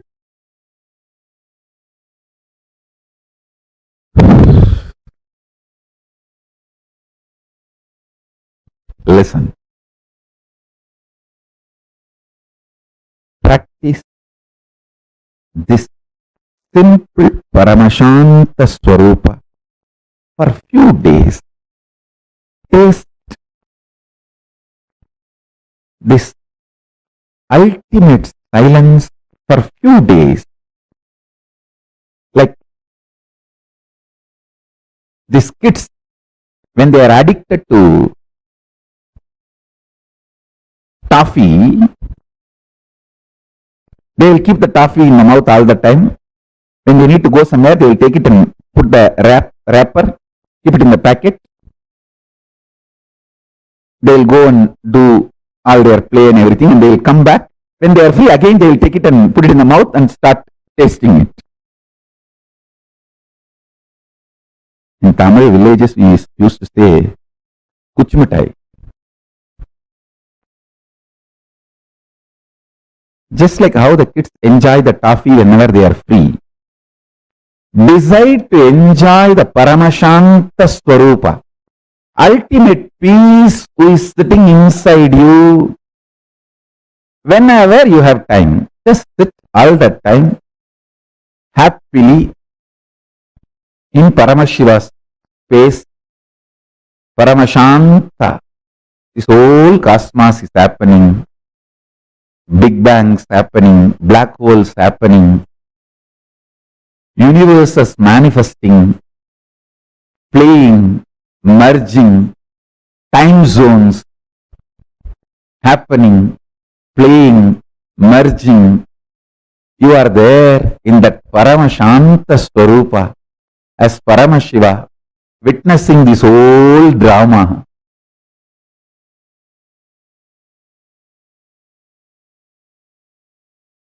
If you just bring the oneness to your intellectual understanding and your inner cognition, apply that in every aspect of your life, relationships, health.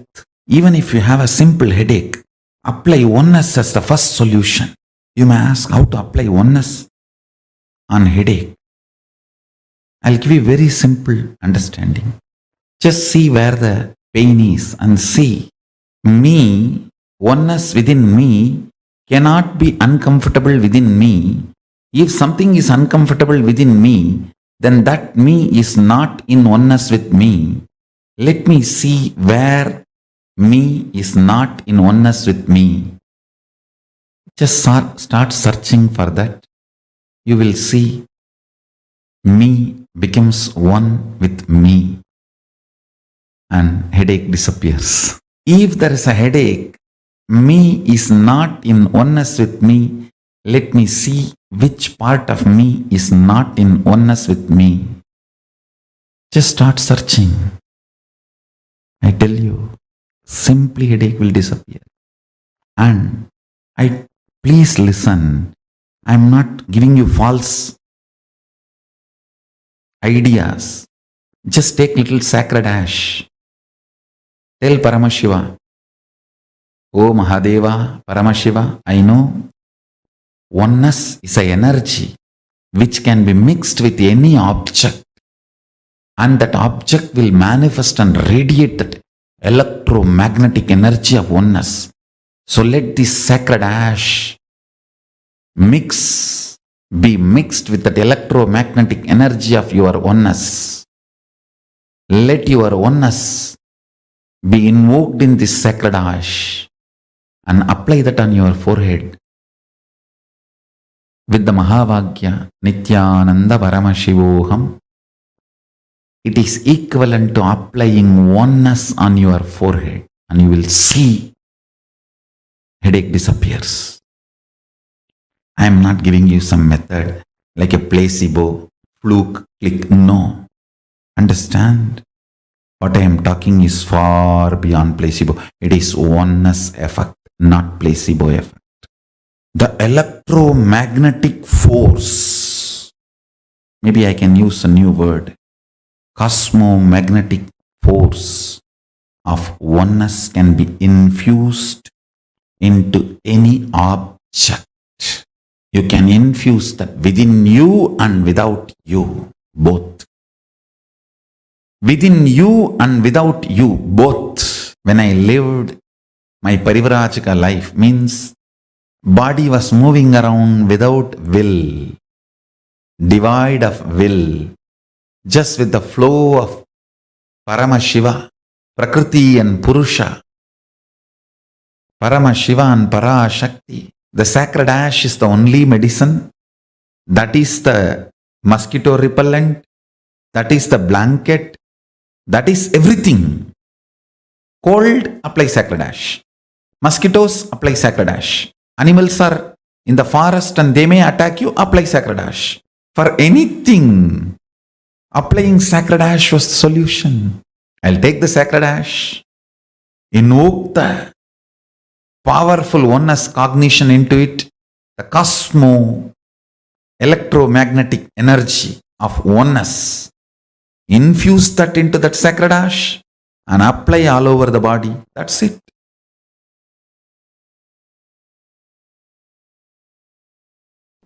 I tell you,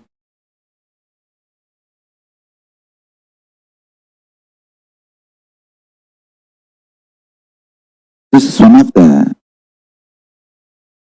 powerful Mahavagya I received from Annamalai Swamigal. This is, I should say that from the Ramana Sampradaya, the tradition, ecosystem of Bhagavan Sri Ramana Maharishi. Very casually, he put this in me. Deham naham, koham soham. Like how in the schools you learn Baba, black sheep. See, the rhymes you learn plays a major role in your thinking. Don't think rhymes are just funny. This is the most beautiful rhyme for enlightenment I learned. Deham naham, koham soham. Deham means body, naham, I am not. Then koham, who am I? Soham, Paramashiva is me. I can say that I just can build full-fledged temple for Annamalai Swamigal, just putting this one rhyme inside my head. Even while I walk to the restroom, in the schools, they will give an interval break. 10 minutes, you have to run to the restroom and come back. Even while running to the restroom, I will sing this only. Deham naham koham soham.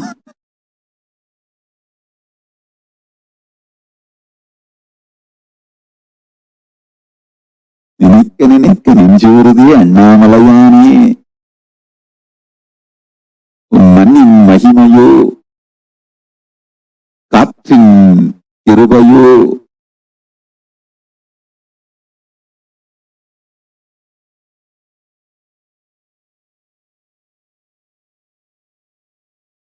Listen, the rhymes you cherish inside you matters. The words you cherish inside you matters. The words you cherish inside you for 6 months will become reality within a year. At least it will become like a echo chamber for you. ECHO. Echo chamber for you, around you.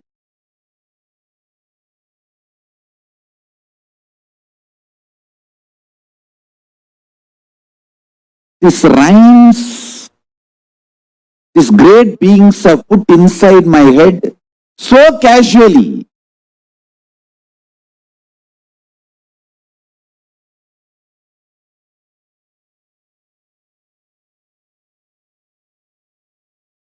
I started doing to Annamalai Swamigal because he will give that candy and all that for the kids.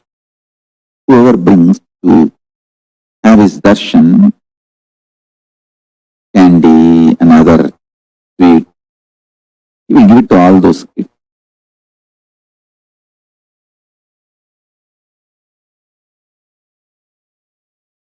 Very casually, he put these great truths inside my head. If you know little Sanskrit, you will understand this 4 word is the essence of whole Hinduism. Deham means body. Naham, not my core, me. Me. Deham is mine, but not me. Naham, koham, then who am I? Soham, Paramashiva. Even when I am running to the washroom, from the class to the washroom, I will try to run. Deham naham koham soham, deham naham koham soham, deham naham koham soham. And run. Finish. Run back. Deham naham koham soham, deham naham koham soham.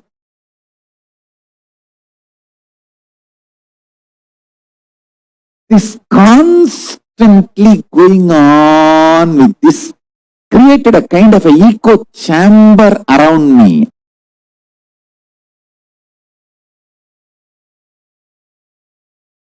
And if you remain hungry and put Mahavagya and powerful cognitions into your system, so much detoxification will happen. Literally 90% you will get established in oneness and enlightenment. You do not need mental work, you need physical work. Means we need to work only on your body.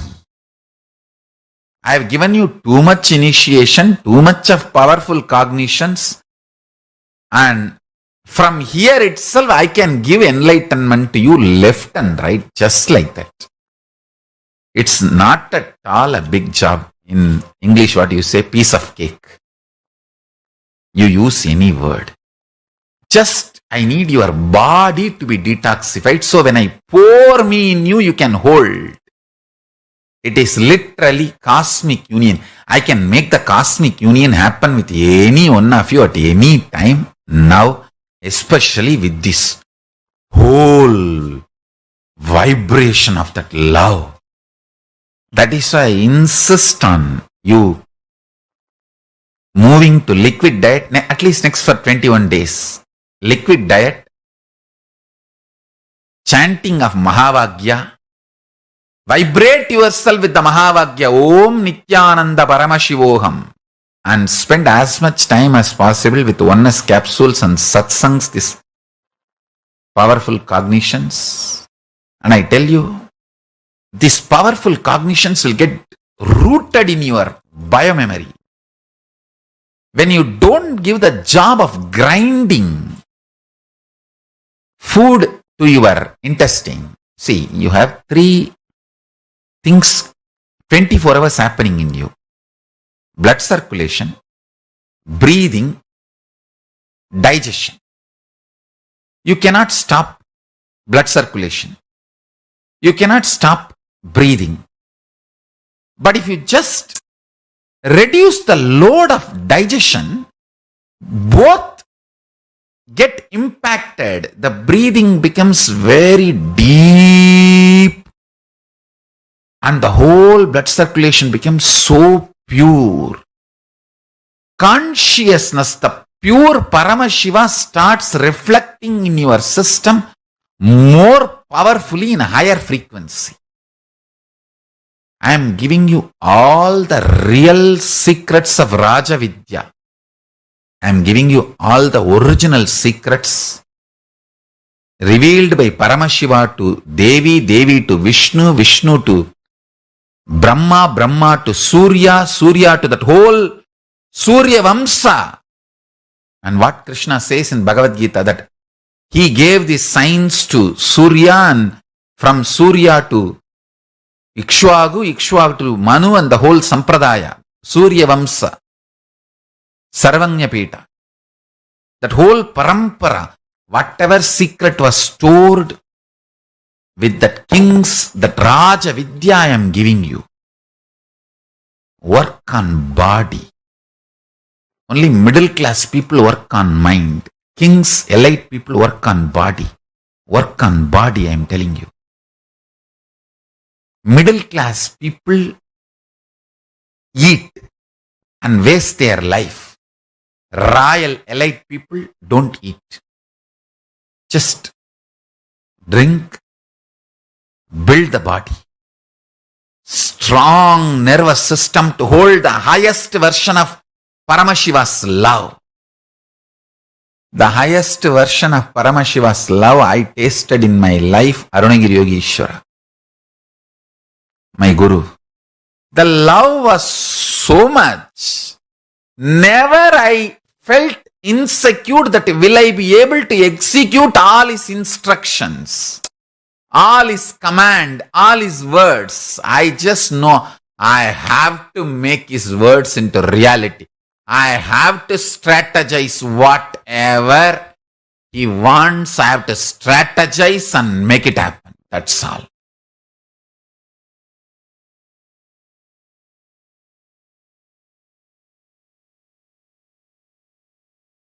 Understand?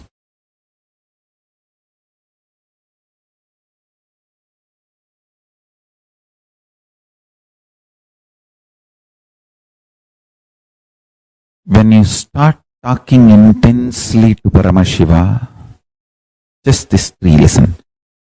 Forget about everything else. Paramashiva is real. And you start talking to him. You can be complaining, you can be crying, you can be talking, you can be enjoying, you can say, thank you for what you have given me, or you can be angry, saying that what have you done to me?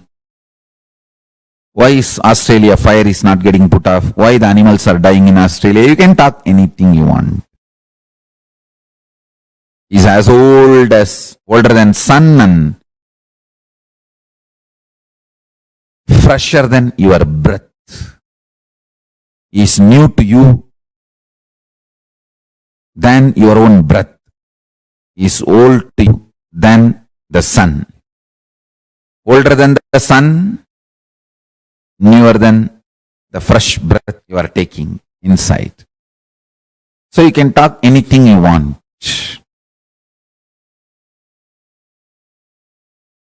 Remember one thing, cognizing is real.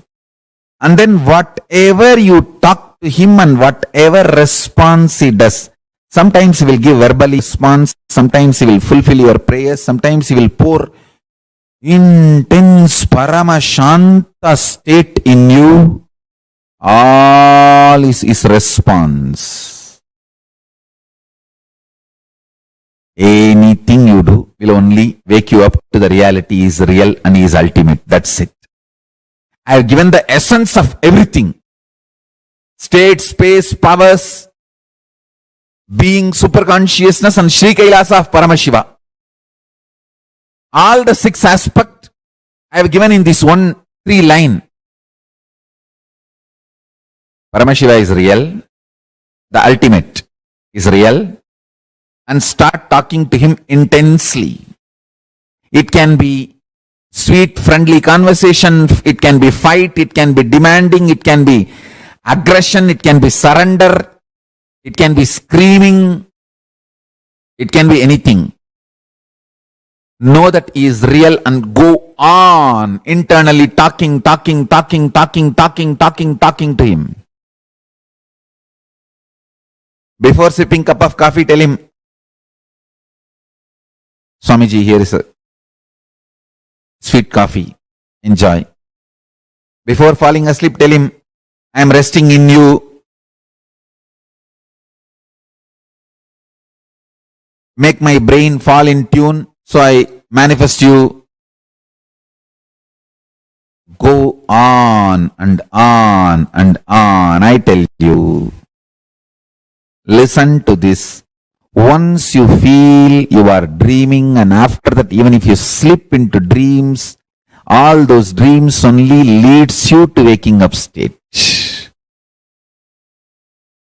Only once you remember, I think I am dreaming and it's not all real.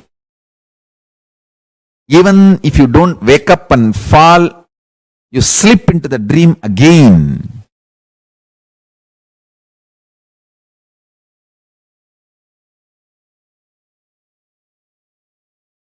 After that, every dream you go through,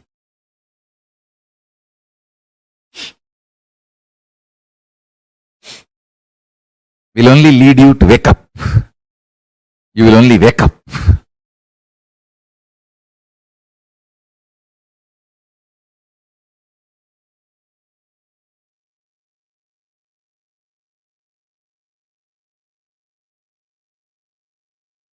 I'm going to the root and unclutching. What you ferment inside your inner space really matters. What you cherish in your inner space matters a lot. Now, every single time that we cherish any cognitions that are powerlessness in us, then that is what manifests as reality in front of us. Every moment you cherish powerfulness in your inner space, you manifest that exact same thing as your experience. And now with this, it is time that all of us enter into the darshan preparation. I request all the participants, every one of you, to please come, settle down. Please be in the camera. Today, all of us are going to be having the darshan of Ashwarudha Murthy and Guru Murthy forms of Paramashiva. Which means, in these forms of Paramashiva that he assumed, he gave the blessings, he manifested as Guru and liberated his disciple, attended to all the situations that his disciple was facing, Manika Vasagar was facing. Today, Swamiji is going to be initiating all of us into few main initiations. The first one being Paramashivanandam, means experiencing the bliss of Paramashiva. Experiencing the bliss that you are Paramashiva. And the next one, the next initiation that Swamiji will be blessing all of us with is the initiation into liberating yourself from all the OCDs, the obsessive compulsive patterns that you have inside of you. And the most important initiation today that we're all going to be receiving is liberating ourselves from any pain and suffering. Any pain, any suffering you carry inside your inner space, Swamiji will be completely healing and liberating all of us. And this darshan is a very, very sacred space. When you sit in the darshan, Swamiji himself is manifesting. He himself is going to be manifesting in each of our inner space, blessing, attending to all our prayer requests and boons. And today, as Swamiji is in intense samadhi, we will all be having the alive darshan. And this darshan is extremely powerful. The initiation that we are going to be receiving, the darshan of Ashwarudha Murthy and Guru Murthy. So today, we will not be having a live darshan. We will be having an alive darshan that Swamiji will be blessing all of us as Ashwarudha Murthy and Guru Murthy form of Paramashiva. I request everyone to please settle down. Please come in front of the camera. See, darshan is an extremely sacred space. During darshan, anything that you create as a conscious sankalpa in you, means anything that you create inside you as an desire or an intention, that simply manifests as reality. So in this darshan, any prayers, anything that you have, all of them manifest as reality.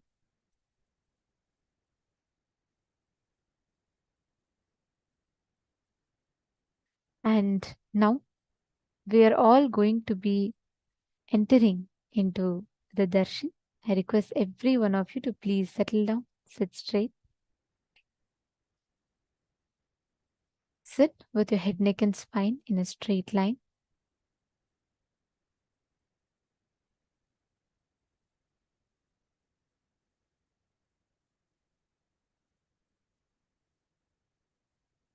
And let us all get ready to receive this most beautiful form of Paramashiva as Ashwarudha Murthy and Guru Murthy, where he blesses and liberates us from any type of pain or suffering that we are stuck in.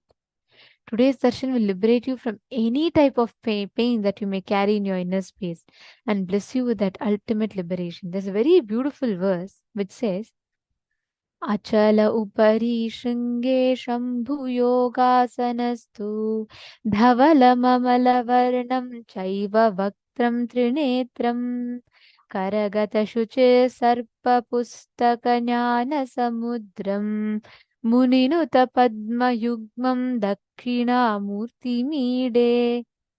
Means it says the lotus eyes of the Guru represent the individual manifest self, the Shakti, and Sa represents the universal, unmanifest self. He is the divine cause of the universe. He, of his own being's independent will, manifests as effulgent cosmic rays into the infinite, embodied forms to uplift the world. He is supremely free. His form is imperishable, manifested living deity. He is eternal and all-pervading. Meditate and be absorbed into the lotus feet of our Guru. Now, In the same space, let us all get ready to receive the darshan. Please sit straight. Sit with your head, neck, and spine in a straight line. Let us all chant the Mahavakya. Om Nithyananda Paramashivoham